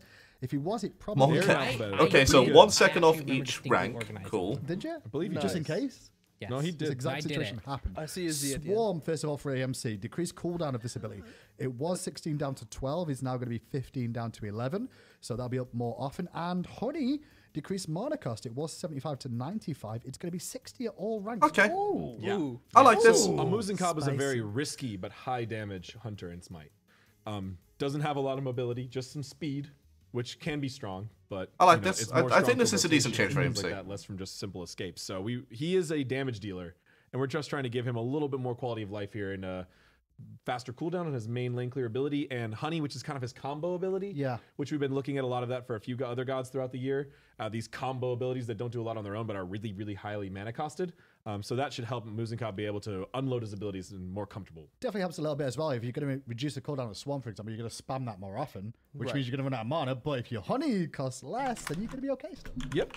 Win for AMC. He really fell out of favor this year too, by the way. Although he was started strong. he was an all-star in season 4. Yeah. And Season 5, he pretty much straight up disappeared. And we largely reverted the things that The hype Yeah, we changes, when we did. yep. nerfed him, Yeah. he fell off, and then we brought back pretty much all of that, and he still was So underperforming. The meta dictates that he needs more buffs. Maybe Therefore, season 6 we is have his them. year. We'll find out.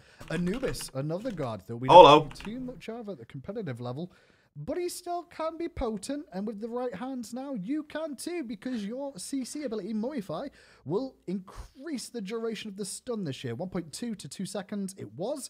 It's now going to be 1.6 to 2 seconds. So might- I early don't think you have game, to level this is Mummify gonna be now. much more impactful. Right. So actually, a lot of experienced Anubis players will opt to rank up the Mummify as their second most important skill. Yeah. Generally after Some the more control. right, just because it helps his combo potential of being able to get that wrap 3-4. Yeah, late game So gods you are would have to rank that extremely up. strong with But the new now you'll version. be able to actually make better combo plays with just the rank 1 Mummify. You won't be forced Also, into doing I'm going to move my camera You for a can still second do it if because you want to try some let's more see, there's an controlling Arachne over there. you also get cooldown reduction. Something's happening with You Arachne. do, and that's a big bonus to ranking this ability. There's still plenty of reasons to rank this ability early, but I feel like we felt like it was a little too forced. Also, just Anubis has been a little bit struggling to get to break into the higher levels of competition. We wanted to give him a buff that synergized well with his kit, but wasn't going to necessarily break him. Well, that's a buff for Anubis. It's a pretty good buff. Well, he's also got Typhon's Fang and things too. So I'm you never very know. excited about You Anubis never know. in season 6. Ao Kwang is next on the list. Yes, Oh. we're still in the A's. Ao Kwang, Dragon's King Sword. Finally! Is this a change passive? Or It's a just new new. passive. It's a He new actually is a passive According now. to our community, his old passive wasn't a passive and didn't meet our criteria, and that was true. Yep. They called us out and we admitted it and we're changing it. Correct. Cool. Dragon's King Sword, then passive every 20 seconds. Ao Kwang gets a stack. As long as he has a stack, his next non-ultimate ability that deals damage to an enemy god will consume a stack to have its cooldown reduced by 2 seconds. And heals Ao Kwang for 5% of its maximum health. Right. Successfully executing an enemy god with King of the Eastern Seas will fully charge Dragon King's Sword. This effect can stack up to 3 times. So he's got some sustain in this kit. Really, Yep. we wanted to. So he had just more power in lifesteal. Yeah. And it was too directly linked to his ultimate. So what we wanted to do was give Ao Kwang a little bit more sustain power and I guess multi-engage power. Right, exactly. Recommit power as well. I mean, Oh no! Yeah, since we're getting rid of the lifesteal as well from the old passive, we wanted to at least keep the heal, so keep that components of it because we definitely like that playstyle. Oh no! And we're going to be using the same UI element as well. He's getting those 3 charges every 20 seconds. We're using the sword as we did previously. So what you'll hopefully see now is Ao Kuang being able to dive in on a team, unload with a few abilities, reset some of his cooldowns, and then while he's in that stealth phase, His wild storms back down to a 5-second cooldown. Or if he gets an execute, Not like this. all of them, and he can actually go right back in and start unloading another chain of abilities. Yeah. It's going to be interesting. Ao Kuang has always been one of those gods that can feast or famine, I feel like, most of the time. And maybe he'll feast a little bit more now. We'll see. we will see. The next change on the list, however, Not for like all you this. support players out there.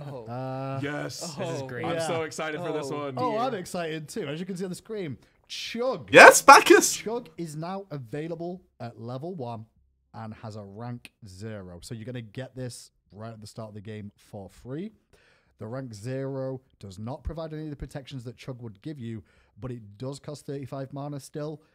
Chug now provides 40% Drunko meter at all ranks. This is a monstrous buff. This is a big It's buff! really just a Holy You shit! didn't even really feel like you Let's were playing go. Bacchus in Conquest in the early game because you couldn't do the Bacchus thing. So Because you rely on the Chug to get your... Oh, he's got Ao Kuang slow, passive. second Nice, level, let's your go. belly flop, Right. which a lot of people still don't know has a slow effect on it.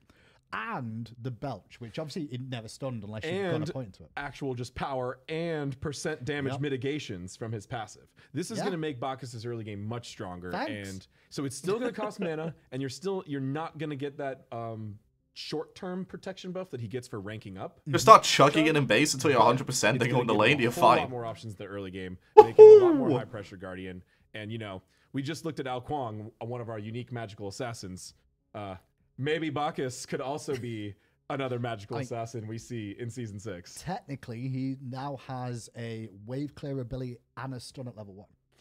Right, so he should Which be is much better pretty in the strong. duo lane, but I'd like to see this guy take him jungle a few games Oh. and see how it think we goes. may see Let's the play some more ability Bacchus, to guys. swing to the solo lane too, potentially. Oh, true, yeah. So, I've heard of that before, trust Especially me. jungling, you couldn't get like Chug at all pretty much if you want to keep your clear speed up. yeah, it really That's- was just that's an awesome. awkward ability for the way Smite has developed. So now, and this, non-conquest, you Yep. mostly won't notice this. You could put an extra point in your belly flop or something in those modes too. So it could make him very strong. You can elsewhere, leave but Chug it at mostly 0. affect his early game here. You're right. For a long It's gonna time. be a good change for the Bacchus. We'll see how that works out. Moving along to the next one in the B category, Bastet on the list. Razor Whip increased physical power scaling from 20% to 25%. So more damage. Nice, that's what Bastet needed, more Declaw damage. Increased mana cost from 70 to 90. Will now be 60 at all ranks. Oof. I guess that's very similar in line to what we did earlier on with AMC. Mm-hmm. Buffs for Bastet overall. Yeah, so this is actually a 20% scaling increase on Razor Whip because it ticks 4 times. So you're getting a significant increase in damage, but this is really to help her compete with other assassins, both in terms of the actual damage potential because where she doesn't necessarily have the same burst level, the dot has to tick over time, it has to have the damage come out over time, which just makes it a little bit weaker than the ability that just did that damage immediately. So making sure that it keeps up with those types of abilities, as well as Declaw being on a lower mana cost so you can utilize it more effectively. It helps you be a bit more aggressive when you go to gank. You can actually use Declaw without worrying about being for your next jungle camp clear. Overall, just really nice quality of life buffs for Bastet. Well, more than quality of life. Like, real I don't buffs. get Absolutely. why they're So, I just mean, we giving did see Bastet cooldown more and reduction buff last more time, and we damage. saw, a lot of the community Bastet's an old god, she mana needs- buff, and, we and agree. she needs an Bastet's one of actual the change to give her assassins who some really form wants of to go all in with utility. all of her abilities when she's Because ganking, she's and not that picked because she really has provides a lot zero of madness. utility. Her So I jump's think it's really gonna help incredibly her out. predictable, and Next it's very on the easy to list, punish. staying in the B category. Yeah, we're still going to keep going. Baron Samedi next on the list, and he's going to take some nerfs this patch. Decreased on Consigned Spirits, decreased bonus healing based on missing health from 12.5% Nice, to needed. 10%. And Life of the Party, decreased total health damage from 15% to 10%. Baron, since release, has been in an interesting I like spot that, overall, needed. and, there's been I some like those adjustments Baron to him. nerfs. We've seen him fall in and out of meta a little bit, but I guess you're telling me his sustain was just a little bit too potent? Well, looking at from like the discussion we had earlier, his pick and ban rate is really, really high. Not only that, statistically, he's doing quite well. And In so, multi-roles, too. yeah, in multiple roles, he can go mid, he can go solo, he can go support, and he's just a character that had that kind of high frustration. He felt a little bit overwhelming. He was in a lot of games. People were banning and picking him quite regularly. Like, I feel like We just felt Declaw, that he was a her, bit like, too effective at both healing his team, straight line especially throw when he ability was super low, should be as well something as like a finishing cripple. off targets with that ultimate. not only are you pulling someone out of position, you're stunning Like them a in cripple place, slow you're combo. getting max Like, it's stare already got a them, slow on but it. the damage on It top cripples of them that as was well. pushing it a bit overboard, and so we're toning back both those factors that scale off the maximum health. There's one key similarity between these 2 bullet points. They are true % health damage scalers. Yeah. So Baron's build does not affect them. Right. That's a key thing we noticed, that Baron was both of these effects were very strong, whether or not he was squishy or tanky or vice versa. And he's mostly shown up in the highest levels of play as a actually more tanky character, as a solo laner even. So what we're doing is nerfing here. This is going to nerf his solo lane a little bit more. Specifically these things that now Baron's really got to decide if he wants to be more squishy or more tanky. He can't just rely on these things to be good all the time, no matter what. They'll just be okay all the time. Bellona is the next one on the list, and Bellona's Eagles Rally. Increase base damage from 100 to 500 is now going to be 140 to 500. So late game, still the same old Bellona with the Eagles Rally. Early game, this is getting a bit more of a buff in terms of damage output. So we're buffing all of the warriors, but a couple of them are getting buffed individually as well, the ones who've fallen off especially hard this year. Right. Okay. Bellona, Early generally a game popular buff. god. This year was rough for her. Really? Yeah. Never yeah. would So have even play count was, and further down, win rate and ban rate as well. So what we wanted to do here is look at her early game engage. This skill is very strong, especially if you can land it and make big play off it. Want to make sure she has that chance to swing those fights with this big ability. Yep. And the bludgeon too. So it has a lot of additional effects, which are good for team fights and things like that. But the rank 1 damage, like that's really low for ultimate damage. Sure. Yeah. Really low. It's Even almost with a the hammer buff, swing. It's still really low. Yeah. But we wanted to buff that just to increase her overall damage. It's got other things like the aura around it. But it's got a stun and the aura and other things. So Yeah. yeah, we didn't buff this up to normal ultimate damage, That's but fair. it's somewhere more in between. Yeah. Right. Cabrakan, next on the list, There we is go. Tectonic Shift for Cabrakan. Expanded the hit area of this ability to damage Finally. all gods in the entire rectangle. Finally, you're actually going to hit people with This area Tectonic is Shift. as wide as his walls area is now.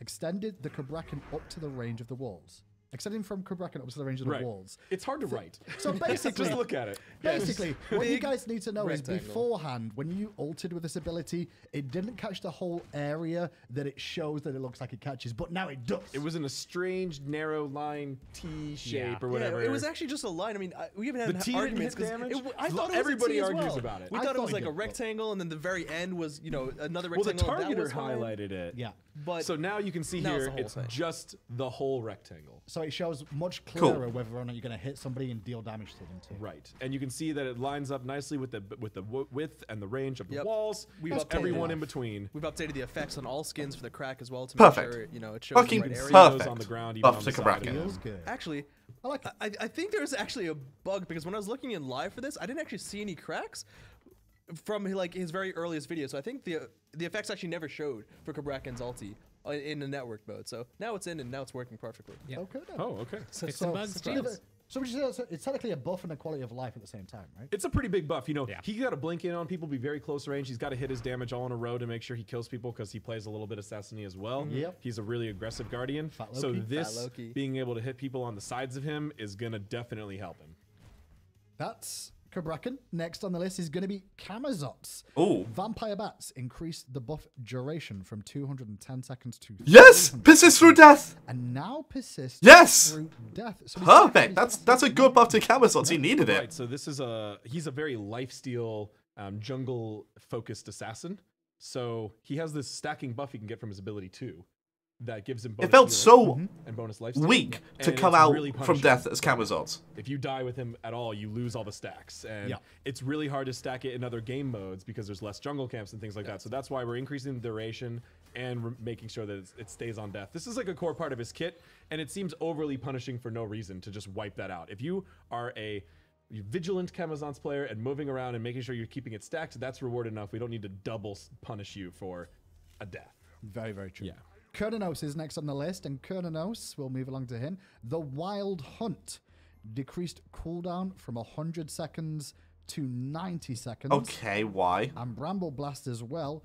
Increased base damage of Bramble Blast from 40 to 200. Is Okay, now Kernanos 60 is to back. 200, so an early game buff of Bramble Blast on Kernanos. And of course, cooldown reduction on the Wild Hunt.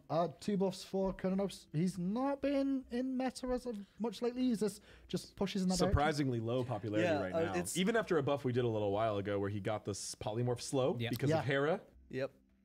Still, Kurnonos is back, interesting because 100%. I talk to a lot of pros all the time. They're like, they always say, "I love Kurnonos. Like, I really enjoy playing him." And then when you see them actually playing him, you know, they don't actually play him in the SPL or anything, but they do enjoy playing the Hunter itself. So I think he's. But they all said the same thing too. They say, "I really like Kurnonos, but Bramble Blast feels but Bramble terrible Blast. So you buffed at it. rank 1." Yep. So you They're buffed like, it. "Yeah, this ability is useless at rank 1. He seems like he should be an okay hunter, but this just holds him back." So there you go. Early game buff to that ability is main lane clear. We'll see if that can affect Kurnonos. Moving on from C, we're going to jump straight to F here for Fafnir. Oh. Draconic Corruption. Increased Dragon Breath from 20 to 40 plus 10% of your magical That's not scaling changing. will now be 20 to 60 plus 10% of your magical scaling. So late game, more fire. The fuck breath does for this do for Fafnir. him? This Yeah. is an interesting one. The fire itself was really threatening when he's level 5, but at level 20, he's like breathing on you, and you're hitting like 10 damage, and it's like, oh, okay.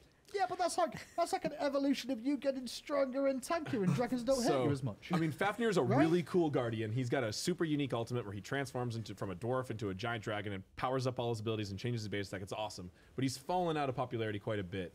And we've seen him used in the pro scene a lot. Yeah. And that's where we had to think about carefully when we were buffing this character, because he has really good Him in the pro scene a lot. He was can played leap, by he one can person. Make himself untargetable and then leap It's his hand Kalas. even further. So he's very good at escaping and chasing people down. Can't buff that.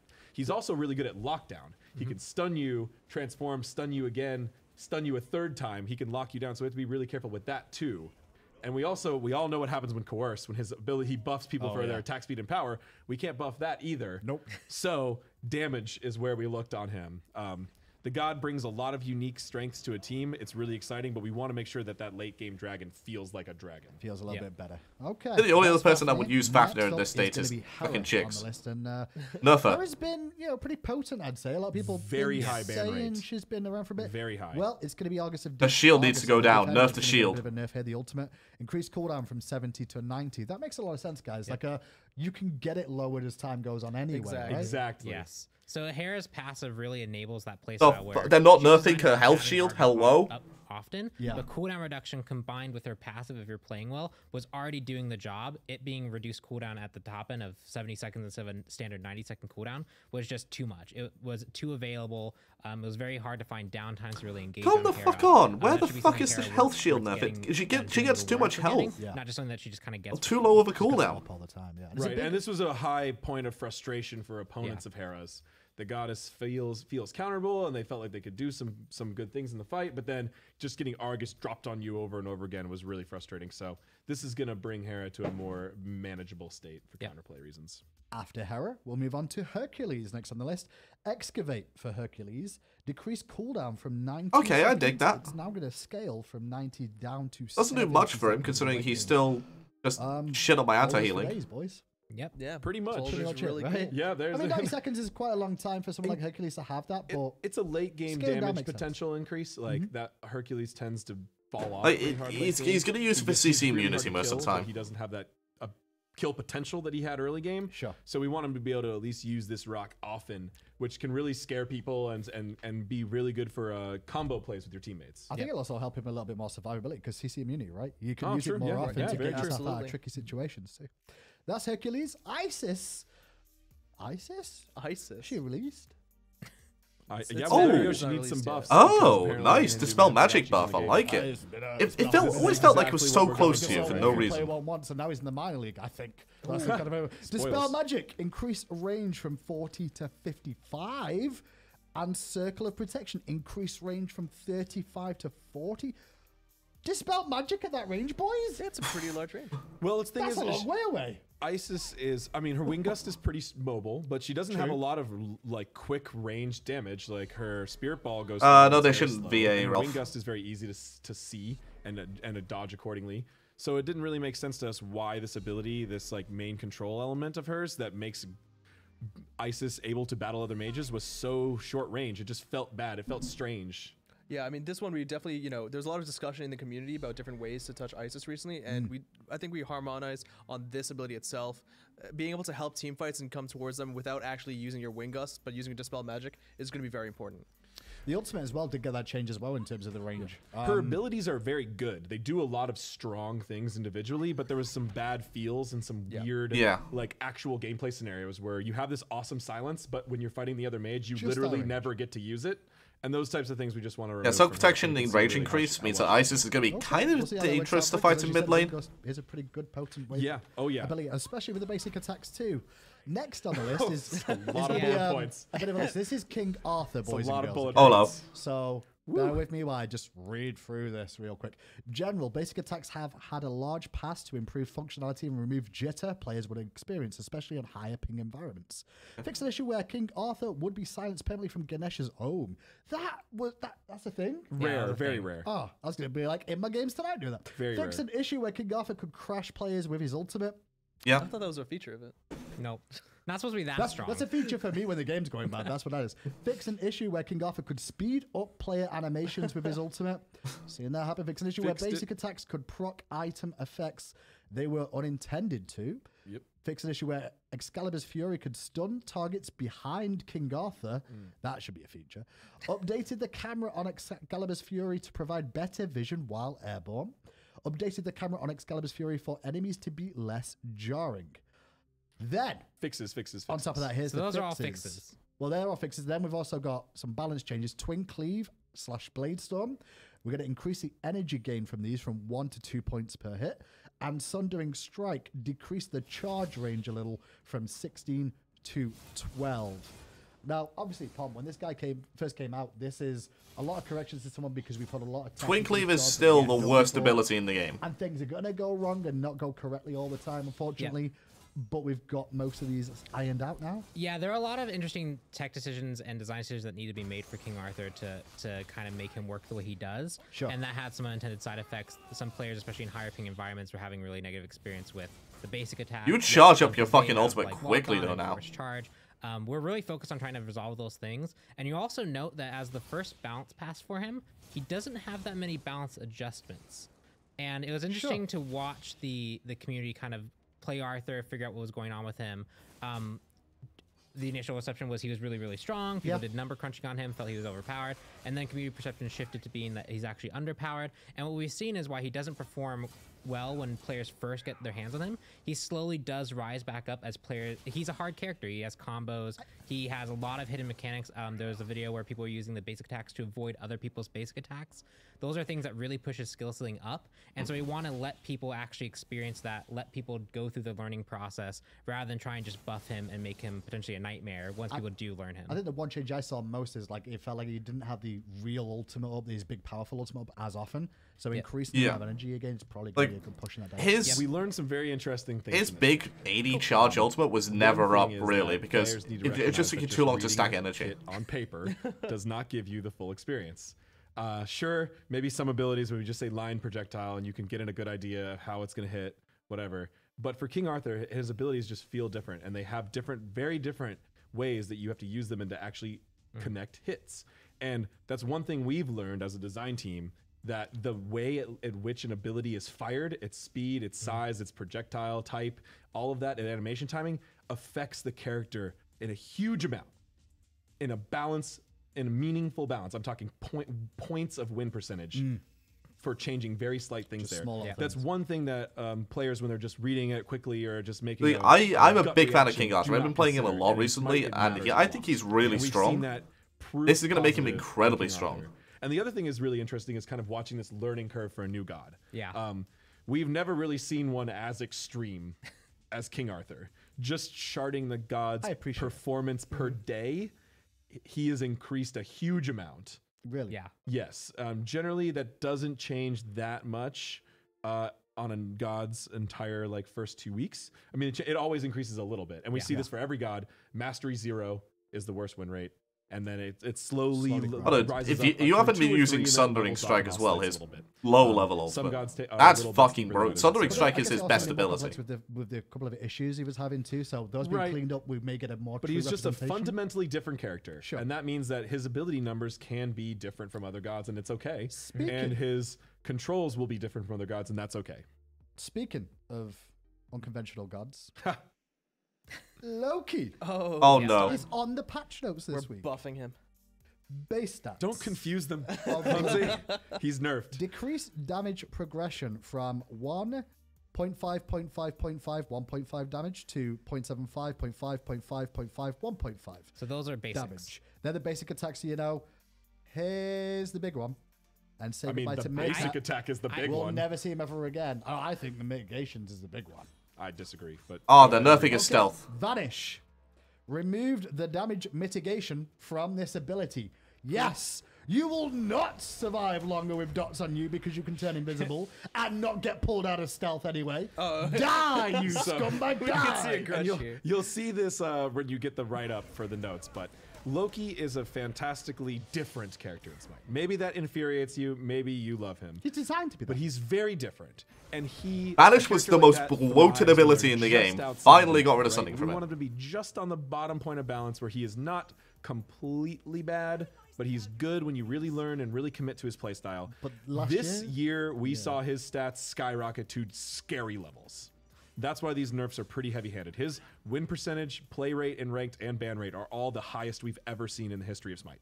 And it's not even close. I mean, there was one college Really kid- high. There was a college kid that we've never seen him play well before in his life, and he won a world championship because of it. Yes. So it just shows, So you know. that Loki can change 25% the world. scaling nerf on every first hit of Loki, that is a huge nerf. That is effectively on the Loki combo where you alt basic, poison basic, vanish basic. Yeah. That's a 75% nerf. I do appreciate the nerfs. I do have a feeling though that there's still, when new players come in, they're still going to experience the same old Loki issue. We're refusing. Players need to learn how to protect themselves against bursts. Like you need to learn how to hit your CC immunity. You leap away. Yeah. You hit your beads and Aegis. That's okay. But But at least buy beads this and was Aegis making first. this was to a level which was very difficult to ever counter, even when your reaction time was very high. Oh, yeah, for sure. And it was just frustrating. A lot of times the community would look at his kit and say, "This is obvious bloat to me. This character doesn't need this mitigation. It's already hard to hit him while stealthed. Right. Yeah. Loki's not taking that much damage while stealthed, realistically in most games, right? Well, he has movement speed. He has decoys to block things. He has his ult if he needs to really get out of a Right. He situation. can't be revealed.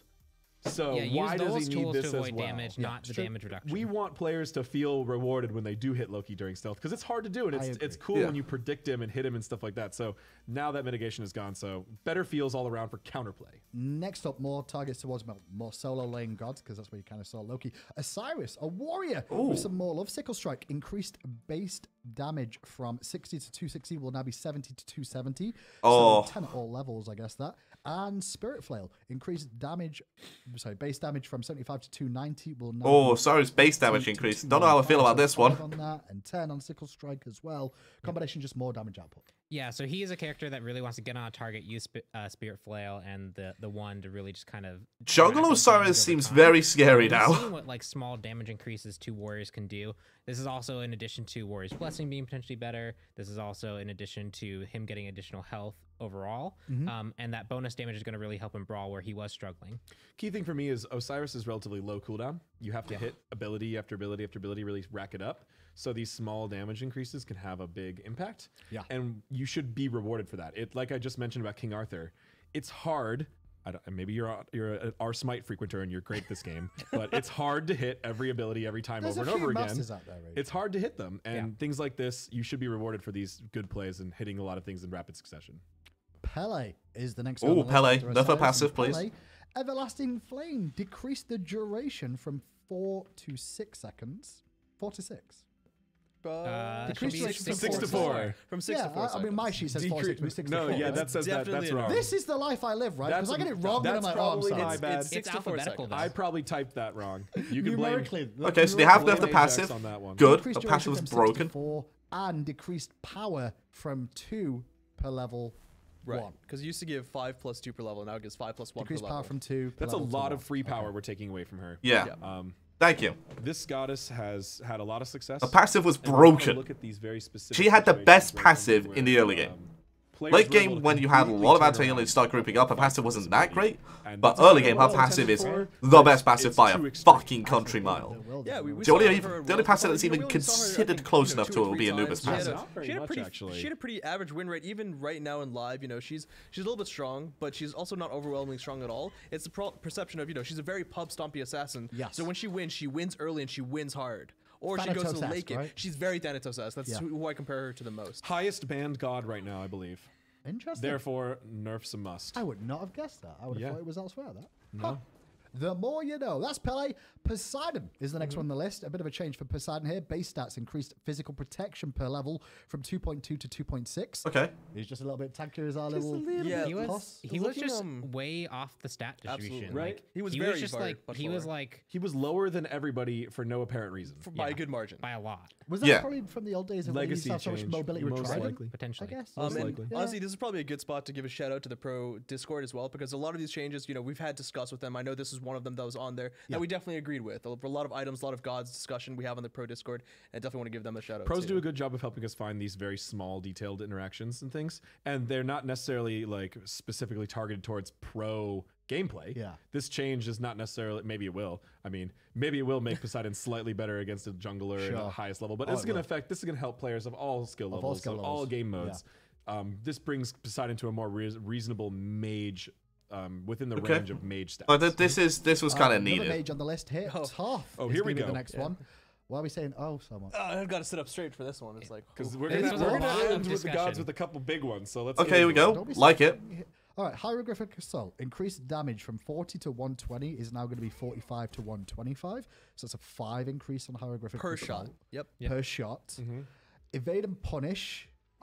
Evade and Punish no longer stuns, but pierces through enemies and roots the first god hit and slows every Thoth might be other good enemy again. hit. Root and slow last 1.5 seconds at all ranks, and the slow is 30% at all ranks as well.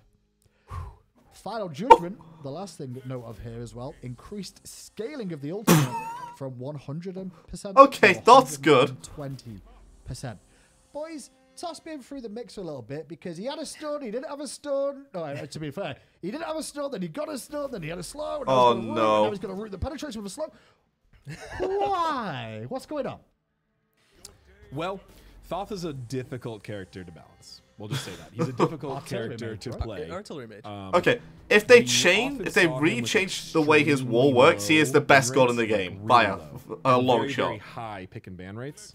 Right. Players were largely unsuccessful with him, but feeling okay about it. But people were very unsuccessful with him. And I think finally towards the end of season 5, player perception and reality started to align, where everybody started to realize this god's not very strong. Right. He can still be frustrating. Well, no, but he's the not very reason strong. So people started to looking at realize what he's are not the very strong safe 'cause you ways fucking nerfed to his bring up wall. Strength, particularly rewarding him for hitting those long range skill shots, But lower and the how do we frustration. also reduce his frustration? Exactly. So that's where we got rid of the stun. The stun is no more. Now you have a root. So if you're another long range mage or hunter, you can fight back against Thoth while he's trying to combo you. Maybe he'll still deal a lot of damage to you with this combo, but at least you can fight back the whole time. If you've got a leap or a dash, you can just dodge it. You can use a lot of movement abilities while rooted in Smite, which is great because that allows more counterplay against Thoth as well. But we needed to bring up some of his other damages as well because the god is doing record low damage and very poor performance across the board right now. Definitely interesting feedback on Thoth, that's for sure. And the one thing that you're going to get as well, boys and girls, if you don't remember, this will be up on the PTS, and there will be a chance for you guys to give feedback to the. Well, to first these we're guys gonna have and the feedback as well. discussion phase. Yeah, so 'cause you know, I'm sure still get a I can't chance. check the Discord right now, but I'm sure there's pros writing out a Oh, whole boy. thing about things, and we're excited to go check that. And we're So really I'm excited to meet sure with all of you, all players of all types, arena, silver through masters. Come talk to us tomorrow and tell us how you feel about these changes, and we'll give you more information about our thought process on some of them. Yep. We'll give some more information on maybe the stats and the metrics of the characters and why we made our decisions. Yep. And change our minds. Perfect. I didn't mean to go on to that segment yet because we've still got Zeus. One more god, but The yeah. final god of season 6 is going to get an adjustment here to start. Well, to start season 6. Zeus, Aegis Cool. Assault. Did it? Cooldown has been increased from 10 seconds to 12 seconds. So that's the disc you throw Nerf, yeah. for those at home. Detonate, that's the trucker horn, which is my favorite name for that. They're I increasing. still call it the trucker horn, and it's like, Oh, yeah, just see because it. that's how he Okay. feels Yeah. like. when you Hello? start How much damage does he gonna do now? animation. I like that. I like Detonate, that. increased damage from 55 to what? Increased damage? You'll see. There's other yeah, nerfs. There's from nerfs. There's a lot of 55 stuff. There to has to be 180, nerfs with so this. 60 to 180, so base damage goes up. Increased magical power scaling from 18% to 25%. What? Reduced multiplication for each charge from 1 to 3 will now be 1, 1.7, 2.4. Right. So Okay. the top end Okay. comes down, but the bottom end goes up. It's a bit. It's so basically the base. The bottom end goes up a little bit. The base is valuable. the scaling actually ends up outpacing the change to the multiplication. So late game, as you've built power, you're going to be a bit more effective with that, and that goes overall through the last change. The last change. But Right. there's a whole We kind can of thing breathe. to discuss about Zeus once we get there. Lightning Storm is the final ability here as well, which we're going to go through. Adjusted the damage from 120 to 200 is now going to be 100 to 220. So early game nerf, late game buff on that. Right. But it's also got increased magical power scaling from 50% to 55%. Correct. So break Zeus down for me. What is all that going to do to him on a layman's This is a level? tricky one. Yes. So overall, Zeus's initial ability to deal damage to other gods, his wave clear is largely the same. You throw out the shield. I you like also have it. The shield, and that is the same. From what it But seems, it's like they're his trying overall to ability reduce deal the damage to other frustration gods in a is toned down. 1v1. The reason for this is in other game modes tiny of bit? Conquest, he is. But they're also trying to make He sure that gets a Zeus few has the early ability kills. to deal damage to multiple gods. I have a spreadsheet for all this, but I think A his bit early more. damage was like 790. Like if you just conservatively, you got like a It's like chain if you lightning got like and you got like 2 things of your ult. You did one a charge lot on of 4 damage to people the and 2 target. charges on another Maybe person your and they shield. detonated. It And didn't really feel caused that him to snowball impactful. games. He was very Now it's gonna frustrated. feel It's hard to slightly deal more with him, too, impactful. because even if you dodge the shield, But in a go on 1v1, him, I feel like there's on top potential to of you, fight back. I his feel like base there's more damages are so high downtime that from you build Zeus tanky because of the shield effective. change. So these are changes targeted towards helping him in other game modes feel like there's more counterplay option. To offset that, we have given him increased scaling, Right. which should mean that if you are going the more kind of damage build, if you have your team to protect you, like you have your Geb in Conquest, or you have your Khepri that can revive you, you can be a bit more greedy with your build and be rewarded for it. So hopefully this will give him a bit more identity as a late game mage in Conquest, but Gotcha. also helping him out in these other modes where he was So we're causing adjusting him in frustration. the early stages, but his late game could be even more potent. He'll than need he to was. build more power to do the same damage. Okay. To put it simply, he'll need to build more power, and therefore he'll be squishier. That's fair. Because current Zeus is actually strange in that he has very high base damages and low scalings across his whole kit. So we shifted that a little bit. We also, a key change here is the Aegis Assault. Although that ability might deal a lot of damage on its own, it's his core enabler for his entire combo. And that left him really, really narrow windows to counterplay him. So by increasing that by 2 seconds, he won't feel like he always has the shield up, so he's always guaranteed a bunch of free hits on you, which was a frustration factor in playing was. against him. So Sure. although Like there's I a said, lot of complicated buff and nerf It's still a buff to shifts here, Zeus. It's which still you've seen fucking on dumb that he couple has a damage gods buff. today. Unfortunately, balance can't always be very simple. Like, let's just increase one Like thing. he's one like he thing, does. one He's thing. gonna do more damage This now, is 100%. tackling a complicated problem where the god is bad on Conquest, good in other modes, frustrating to play against, but still can feel weak in some cases. So when you have these complicated scenarios, we have to make a couple shifts to look at a couple different problems. Well, that is it. Not for the patch. We still That have was one more just whole For section. the God section. Oh God, what time Oh, is it? Con- This is what I've got left. You see this bit? What time this is is it? all these pages left, right? We'll be back for a little bit more of this in a second. But for now, John Finch is standing by with a couple of pro players to maybe talk a little bit more about what they've seen. All right, let's get a little bit more of an esports look at what's going on with some of these balance changes. Aha. Finch here, I have 2 of our pros here with us to talk some about just what you can expect from Season 6 esports, some of the changes as well, I imagine. There was some pretty cool stuff that we just got to see, and just a little bit about what you're expecting from the season. So, again, I got Venenu here with me, Kiki, so cheeky, and he is indeed cheeky. I've been hanging out with him. It's a good name for him. I guess just tell us, and I'll ask you both, just, what team you're on, how long you guys been playing, just a little bit about yourselves. We'll start with you, Kiki. Okay. I'm on LG. Yeah. currently, and I've been playing since SPL. Yeah, come a started. little further forward. They want to hear you, Kiki. Yeah. Okay. Should I repeat? Yeah. I'm on LG, and I've been playing since SPL started. Yeah. What was the other question? Your support for LG, this team, Ryan, you've been here since SPL started. That's about it. Yeah. You've been around for forever, it feels like. Yeah, pretty much. Same for you, Ben. Yeah, I'm currently on SSG, and previously was last year, and I started getting into competitive in Season 3 for Team Allegiance, for a Hunter. You're at mid laning now, though. Yeah, mid laning now. And just complaining about mid all the time. Physical OP, man. Well, hunters are good. You're not wrong. Well, I guess we just saw all these different changes. What stuff kind of stuck out to you all? And I guess you can tell a little bit if you think it'll impact how it is for season six. Anything stick out for you, Kiki, from some of those changes to like dodge and items and that sort of stuff? Bacchus. Yeah, he's got the chug at level 0, right? You don't even have to put a point in it now. How much does that help Bacchus in the support role? Well, that helps him get 20 magic power with his chug as well, so he's just gonna be destroying everyone. if he gets it all the way up, Like right? level 1 Bacchus fights in the jungle are gonna be All the way up, super, yeah. So I'm excited super for dangerous. some of Bacchus's stuff. What about you, Vin? What kind of stuck out to you? Probably the Thoth change. The Thoth change kind of insane.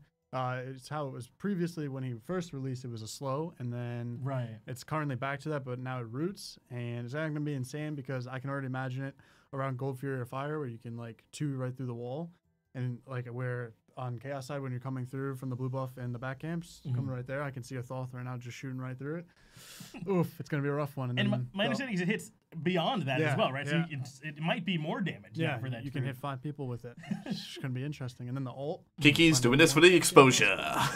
Increased scaling on it, so we'll be doing 20% more. Seeing a bunch of Vin Thoth then, that's what you're telling me, right? Ban Thoth against you. Auto man against you. Well, we heard Vin said he's going to play some more Thoth. You're going to play Bacchus? And Kabrakan. And Kabrakan. That's right, Kabrakan got the tectonic shift change, so now it's wider, and you're just doing damage in a bigger area now, too. Yeah. So you're going to full chug and jump on me and I'm going to die. One like it's sundered, dude. Double sundered and jumped on. You're going to go to the dual lane at all? You're just going to go right and bother Van in mid lane, I guess. I'm sticking to middle. You get double sundered and die. You're going to go mess them up then? Okay, so Season 6 is also getting some changes just to the way the whole Pro League is going to be happening. You know, you guys are going to be here at the LAN for all the games now. Even the phases are different from the spring split. How much do you think it's going to make a difference, I guess, for you guys and having those changes in the way the whole SPL is going? Or Vin. I think it's going to affect a lot of the teams, to be honest. Some teams might be better on LAN. Some players that maybe like choked on LAN or had nerves are going to get much better because as time like progresses and you're more used to like a LAN environment and stuff like that. Obviously not playing in front of fans, but you'll probably get like more used to it, and like people like the anxiety and have trouble, you know, with a LAN environment are probably going to get better. And you know, being with your team, you're more used to it, so like trust goes up. Synergy goes up. And then just being able to talk to everybody and everybody in the league kind of really good for the league because then everybody becomes like closer and stuff like that. And then having EU and NA mix, then strats are going to be, because usually there's an NA meta and EU meta. Right, and then once the LAN comes together, then it's like whose meta is better, right? And then now it's going to be mixed. So I'm curious to see how it goes. I think maybe some of the NA EU mixed teams are going to be pretty good, but that's right. Are there any maybe rosters or anything that you're looking forward to, I guess, as dark horses or anything like that? Or maybe any changes that surprised you with like where people ended up on their teams or anything like that? I was pretty surprised with a lot of the teams, just the way that they shifted. But I think everyone picked pretty well. SK. Yeah. I'll say SK. That they kind of like stuck together. I guess the new SK that was Trifecta. Yeah, I think SK got like a really good squad in terms of potential. You're looking forward to or keep your eye on. I got LG, dude. LG's going all the way. LG. All right, let's go. LG's winning Worlds, dude. They certainly. I like well, that. technically getting second because you have to get through us first. Okay. Right, you guys will be We'll first, see. obviously. Yeah. Sorry, Bacchus. Yeah. Well, I'm looking forward to watching a bunch more from you guys. Thanks so much for coming in. Yep. There's going to be some changes to the Conquest map. One of those changes is the Gold Fury. That's exciting. It's kind of crazy. We got a cool video for that coming up. We'll go ahead and give you guys a look at what you can expect from those changes. Whoa, dude, what's all that? It's all the gold I got from killing the Gold Fury. I want some.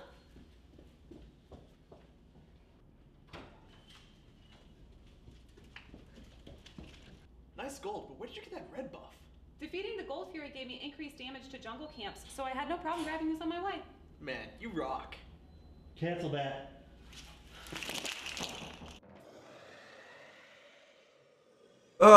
Can we have a fail fishing chat? That's. Did they hear me? 6 seasons. Man, you rock. And we're still doing content like that, boys and girls. That's like the good old days. All right. To the show, to the final phase. part of today's show, which is going to be all to do Let's do it. with Conquest updates to the map. Please don't read this whole next part for me. Yes. Please don't read it. It's Speed read it if you want. Please don't read it I would like like that. to see you try, but don't. Please just let Ponix So play first it. thing that's going to happen here is the first thing we're going to talk about is kill bounty adjustments. Yes. Overall, these are going to be increasing, is what you Applies need to to know. all game modes. This is all game modes, not just Yes. Conquest. This is Correct. all game modes. Cool. So all game modes, kill bounties are going to increase. Pompon, break it down real quick. What's the be all and all? You get more So- golden experience? The TLDR is the way the kill bounty works and Right. the gold bounty works is when you kill a player, it takes their level into account. Yep. And it takes into account the difference between you and the player that you killed. In skill. No. Potentially. No, joking, in sorry. level. So if you are lower level, it would multiply your, like, let's say you're 4 levels below your target. It would actually multiply this value by like 0.4. If you're 1, it'd be 0.1. What we've done is we've increased that for in the situation where you are killing someone higher level than you. So that formula basically is just cranked up.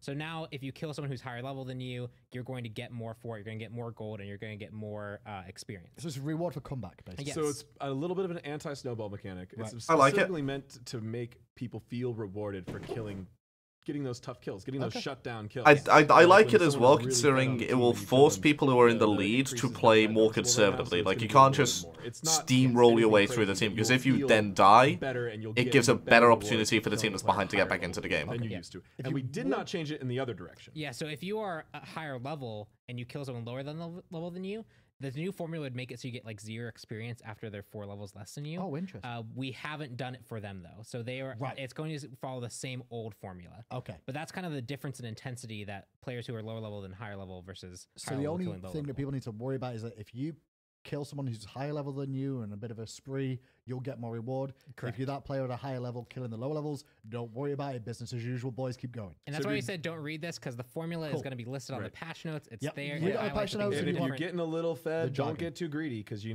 might make a comeback. Sounds good. Next up on the list of changes, is this for Conquest only? This is for Conquest only. Correct. Game start time. Now, normally at the start of the game, there's quite a bit of a downtime, which was there for reasons before, but it seems they're going to be lowering that down. Start of the game is something we have toyed around with before. It's always been on the longer side for Conquest, but we're going to be shortening that. Do we know how long we're going to be shortening it to? I don't have numbers Yes, down it's there. right there. Oh, it is Yes. there? Oh, we I didn't don't put it have on that here. either, We that's put it. fine. I know. I got Cool. Isaiah to put that We in got last it. second. Okay, I'm sorry so- for missing Thank that you, typo. Isaiah. So You don't it's have down- 1 minute 30 to get ready and go to where you are. You have Maybe 45 that's 45 seconds. that the game starts down from 1:30. I believe it was start at 1:30. Okay, right. I think we moved it down to 1. Moved it down to 1. Yes. It is less.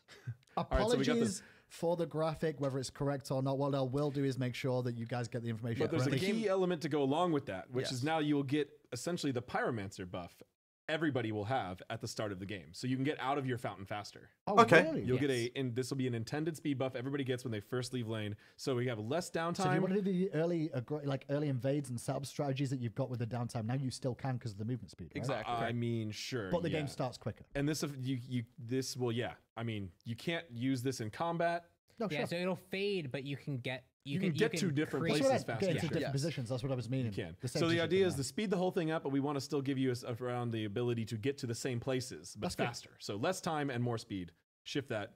All in all, a good, fun feeling and a more active start. And that is only before the minions spawn, you get that speed boost? Yes. Or is it like can you, when you leave the fountain, do you get it again? Well, when you first go into the game, it's a 1 minute 30 seconds until the 0 timer, right? So Right. now it's going to be 1 minute, and for that for the whole 1 minute as well as another 15 seconds afterwards, that speed boost will be there. Oh, Give you 15 a seconds little afterwards bit as of well. leeway Cool. If you're late to the match or Yeah.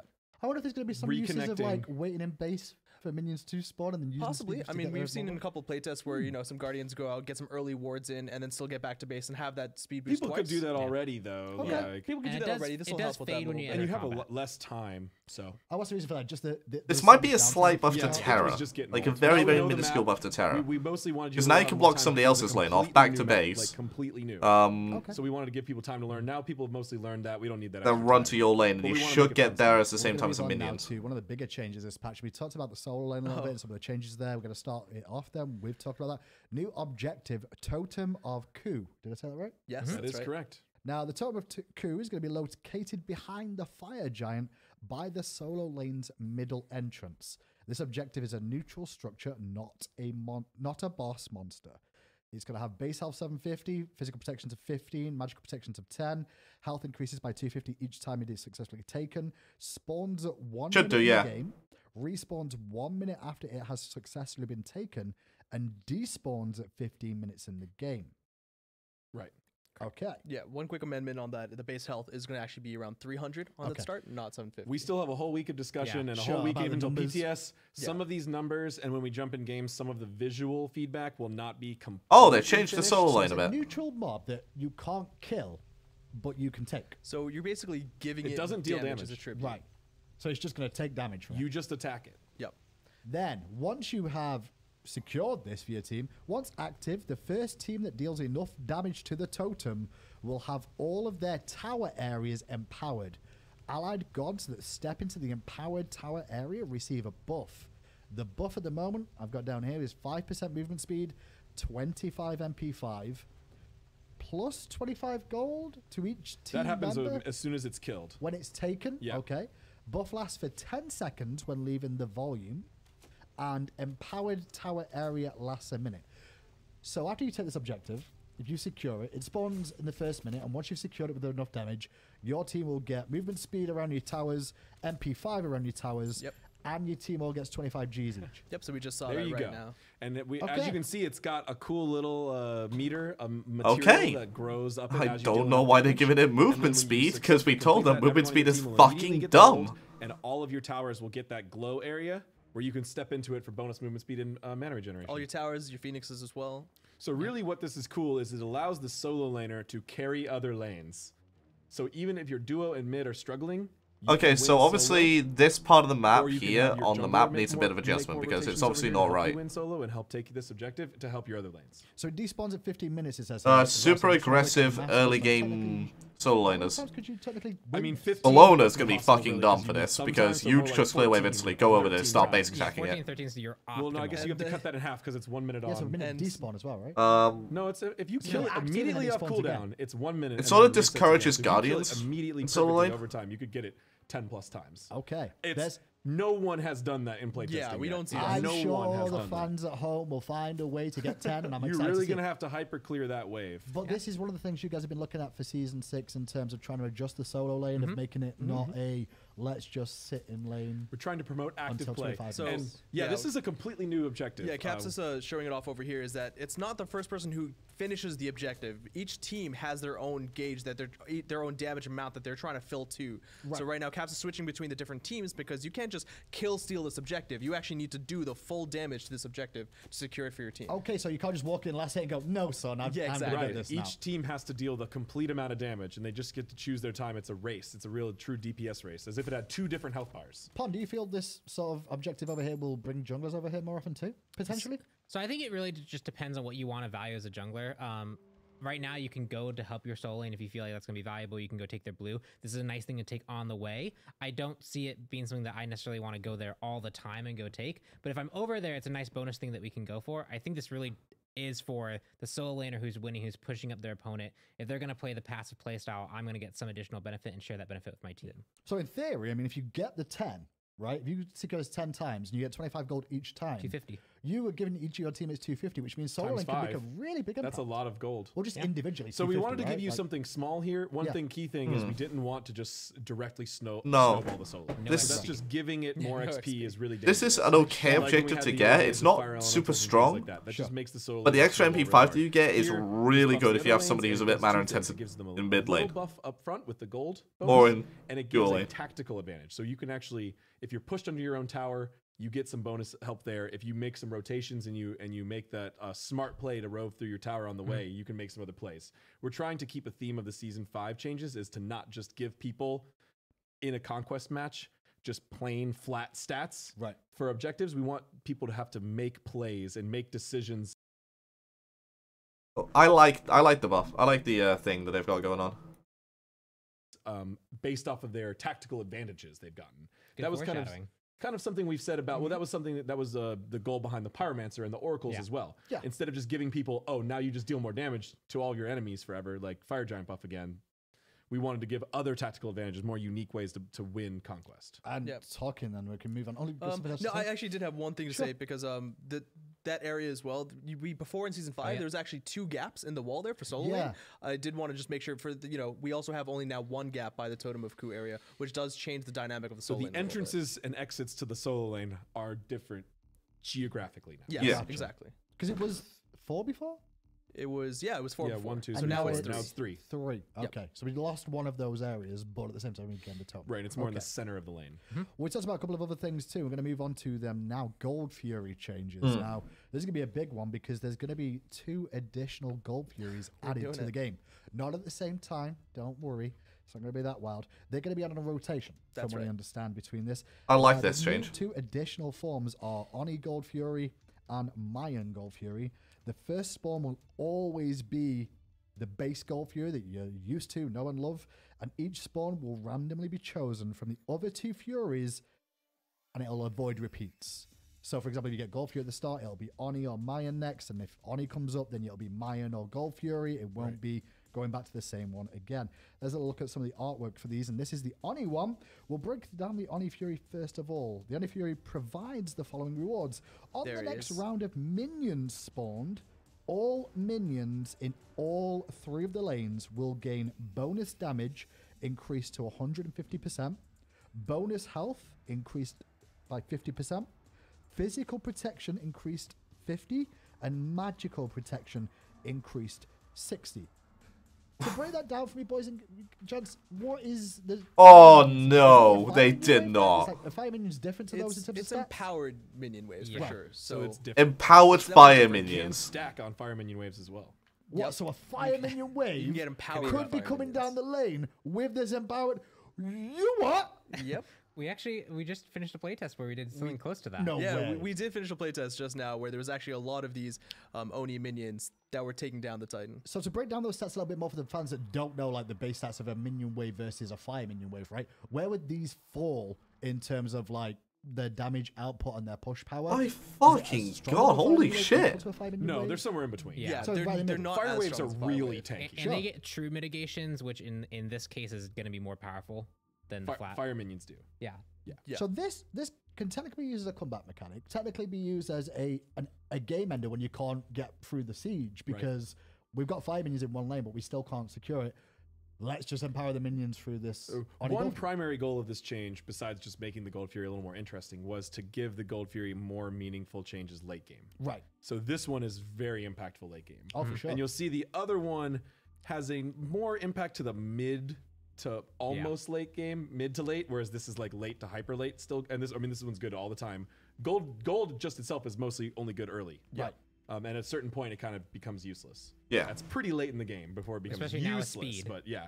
And you still want to prevent the other team from getting it too. So there's applications, but now there's a little bit more to have them applications late game, and you'll still need to make plays. So just spawning. I those was waves, campaigning for not it being necessarily gonna do a revealing lot on its own. ritual. Yeah. You got to make plays to Like you take Oni Fury, or you Goldman's still take the gonna kill Japanese with one. I can't remember which one I tornado, suggested it protect for. and help use it to push. That's interesting. You take it 30 interested to see how seconds that's later, gonna you look get at. revealing Well, ritual for 30 seconds. New Gold Fury, but it's not a Gold Fury because that's the Gold Fury. There's an Oni Fury and a Mayan Fury, and the Mayan Fury is the one we're talking about now. Mayan Fury looks a little bit like that, and you could. I really like that. I think we've gone with Primal It feels Fury like as its so main name. chacky. Yeah, I think You know I what I Yeah, mean? it's forgot Chuck. to update the text Yeah, on this one. so That's this my guy's bad. name is the Primal Fury. So we've got the Oni Fury, he's and we've got the Primal now. Fury, Okay, which not is, mine. I mean, it's very much a theme that we're going for with some of these changes as well. With the Totem of Ku, Yeah. you know, it's a Polynesian totem. Yeah. We wanted to add a little bit more All the other emphasis on pantheons. the other pantheons. So we've got, you know, the Japanese Oni Fury, we've got the Mayan Primal Fury. Okay, now this Primal Fury then, or Mayan Fury, is going to say the patch notes for now.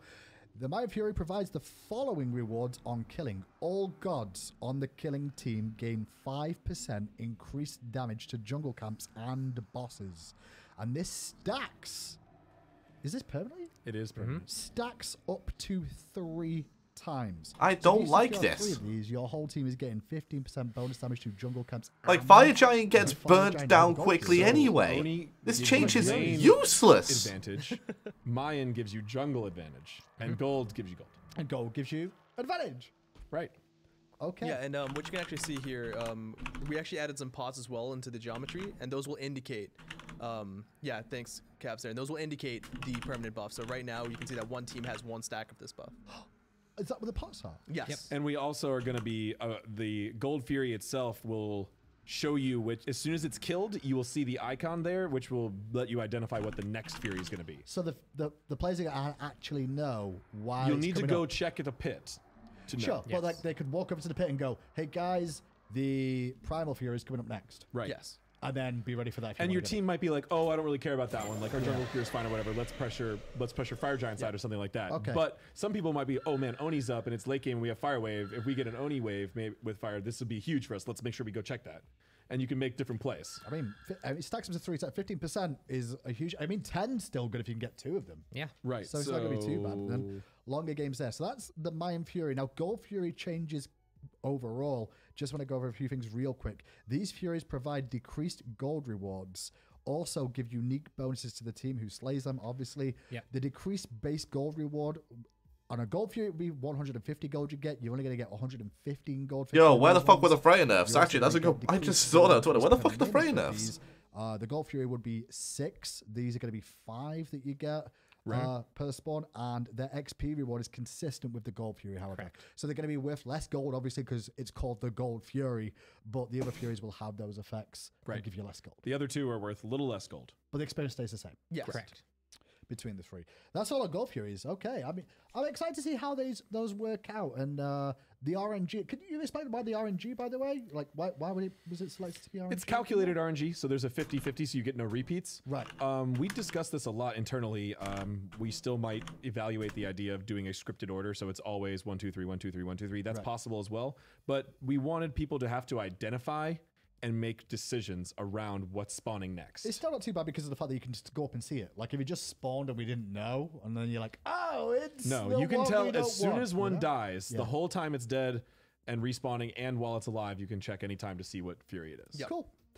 Moving on then, from the Fury side, back to the solo side of the map a little bit more, to the Fire Giant is the next on the list, and Fire Giant has had a couple of changes too.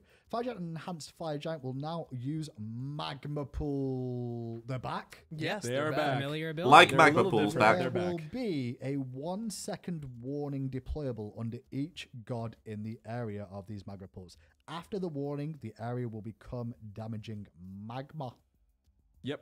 Yep. Don't read all With that. hot I'm not gonna magma. read the next bit.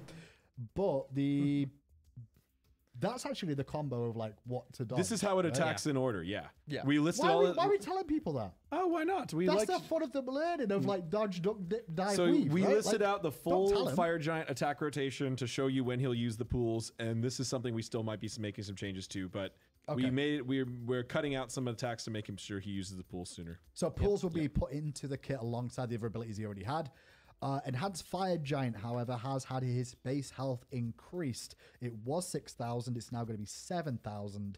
And the protections of the Enhanced Fire Giant are also going to increase. It was 90 to 50 to 120 to 75. And I guess that's magic physical, right? Yep, magical physical, and the big thing there is the base might look low. You might be like, well, Enhanced Fire Giant doesn't have 7,000 health. It starts at 0, right? Well, it has a base value, and then every minute it gets more and more and more. That's just the base value of it. It will Gotcha. still, when it spawns at 25 minutes, it'll have the amount of health it gained over those 25 minutes.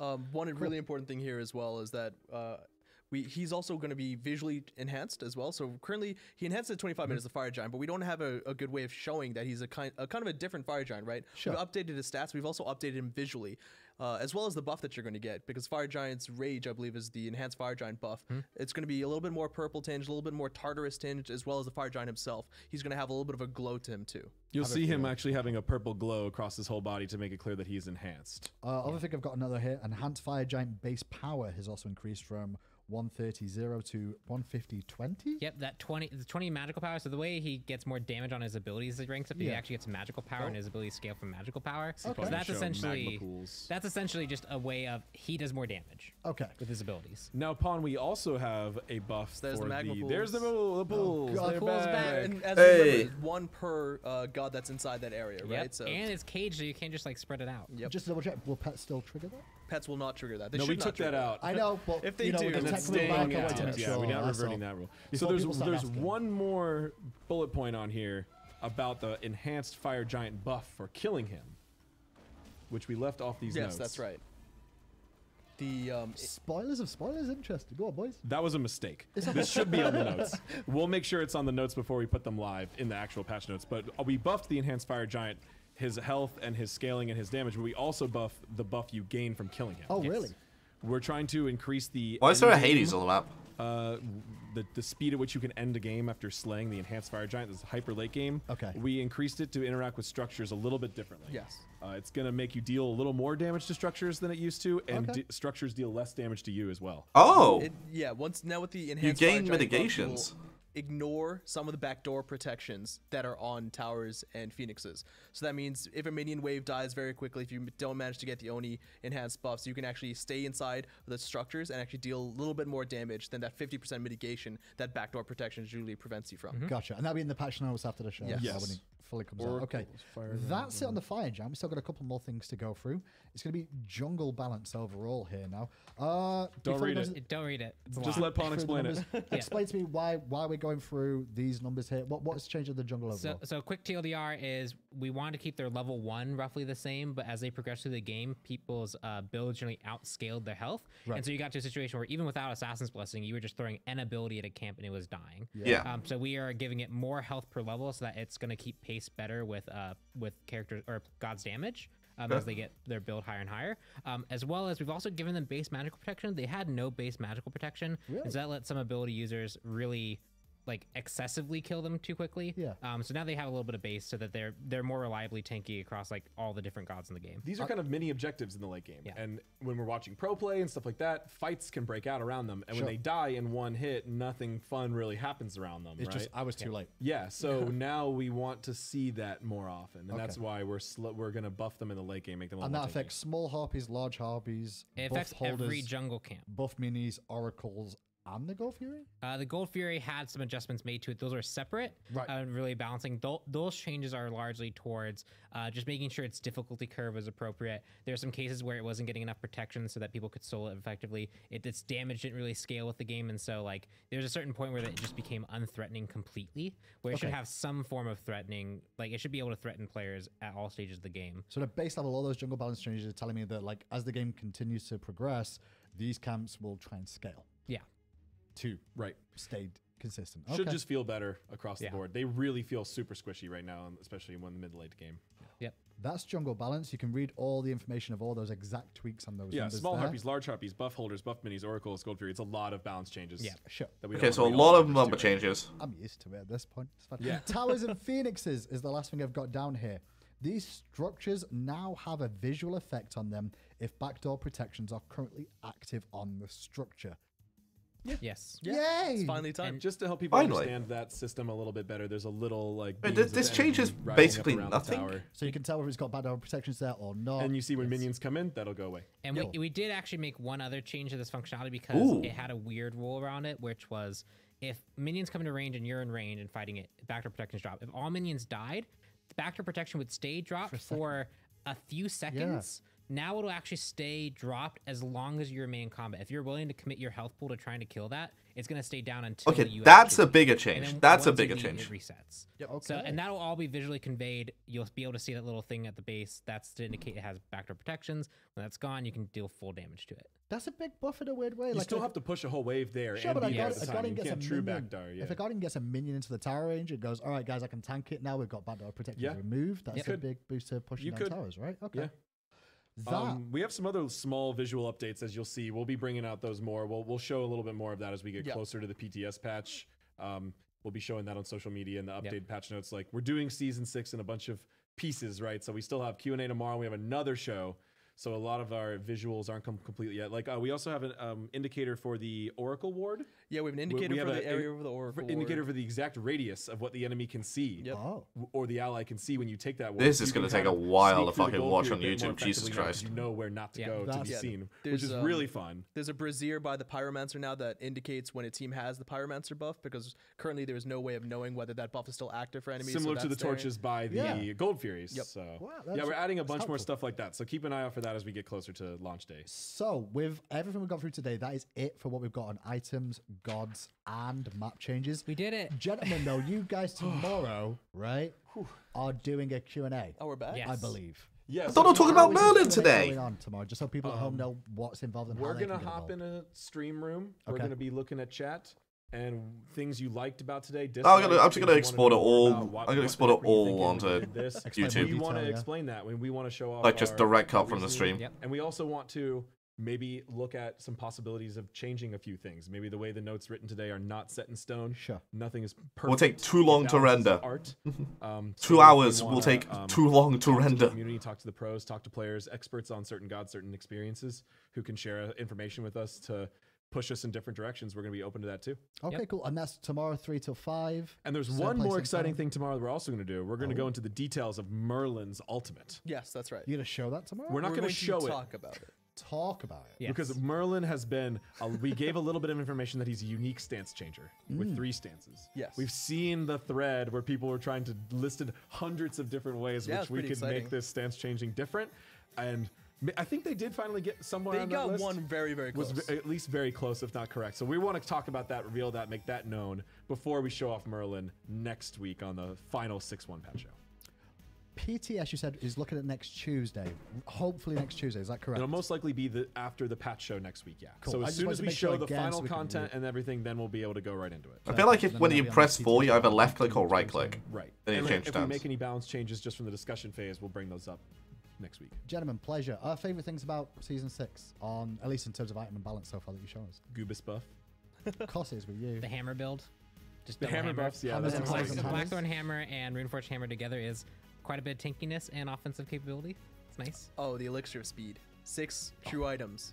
Things are going to change in the late game. I mean, it's exciting. The solo lane objective is really new and completely different. The way it's like tracks damage is different than any objective, so we're excited to see how that works.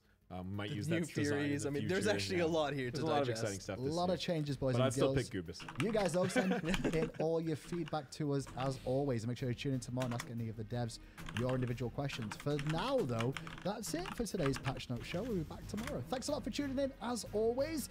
And we'll see you again very, very soon. Well then.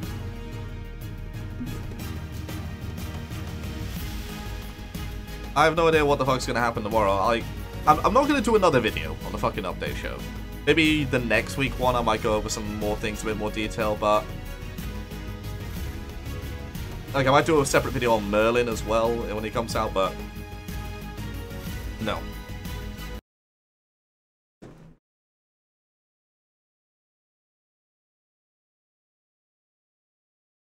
Some of the changes were really good.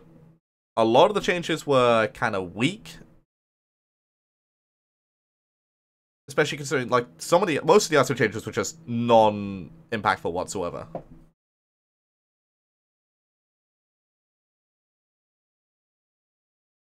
They didn't nerf Freya. They didn't nerf Arpwash. They could have nerfed Ratch, but I don't think he's necessarily needed one right now, but Freya and Arpwash needed nerfs, and they didn't get nerfed. That's nothing. So, that is going to do it for the stream. That's going to do it for the video on YouTube as well. Thank you guys so much for watching. Like I said, I'm going to try and do something on Merlin. No stream tomorrow because, well, it's a fucking Q&A. Yeah. See you guys later.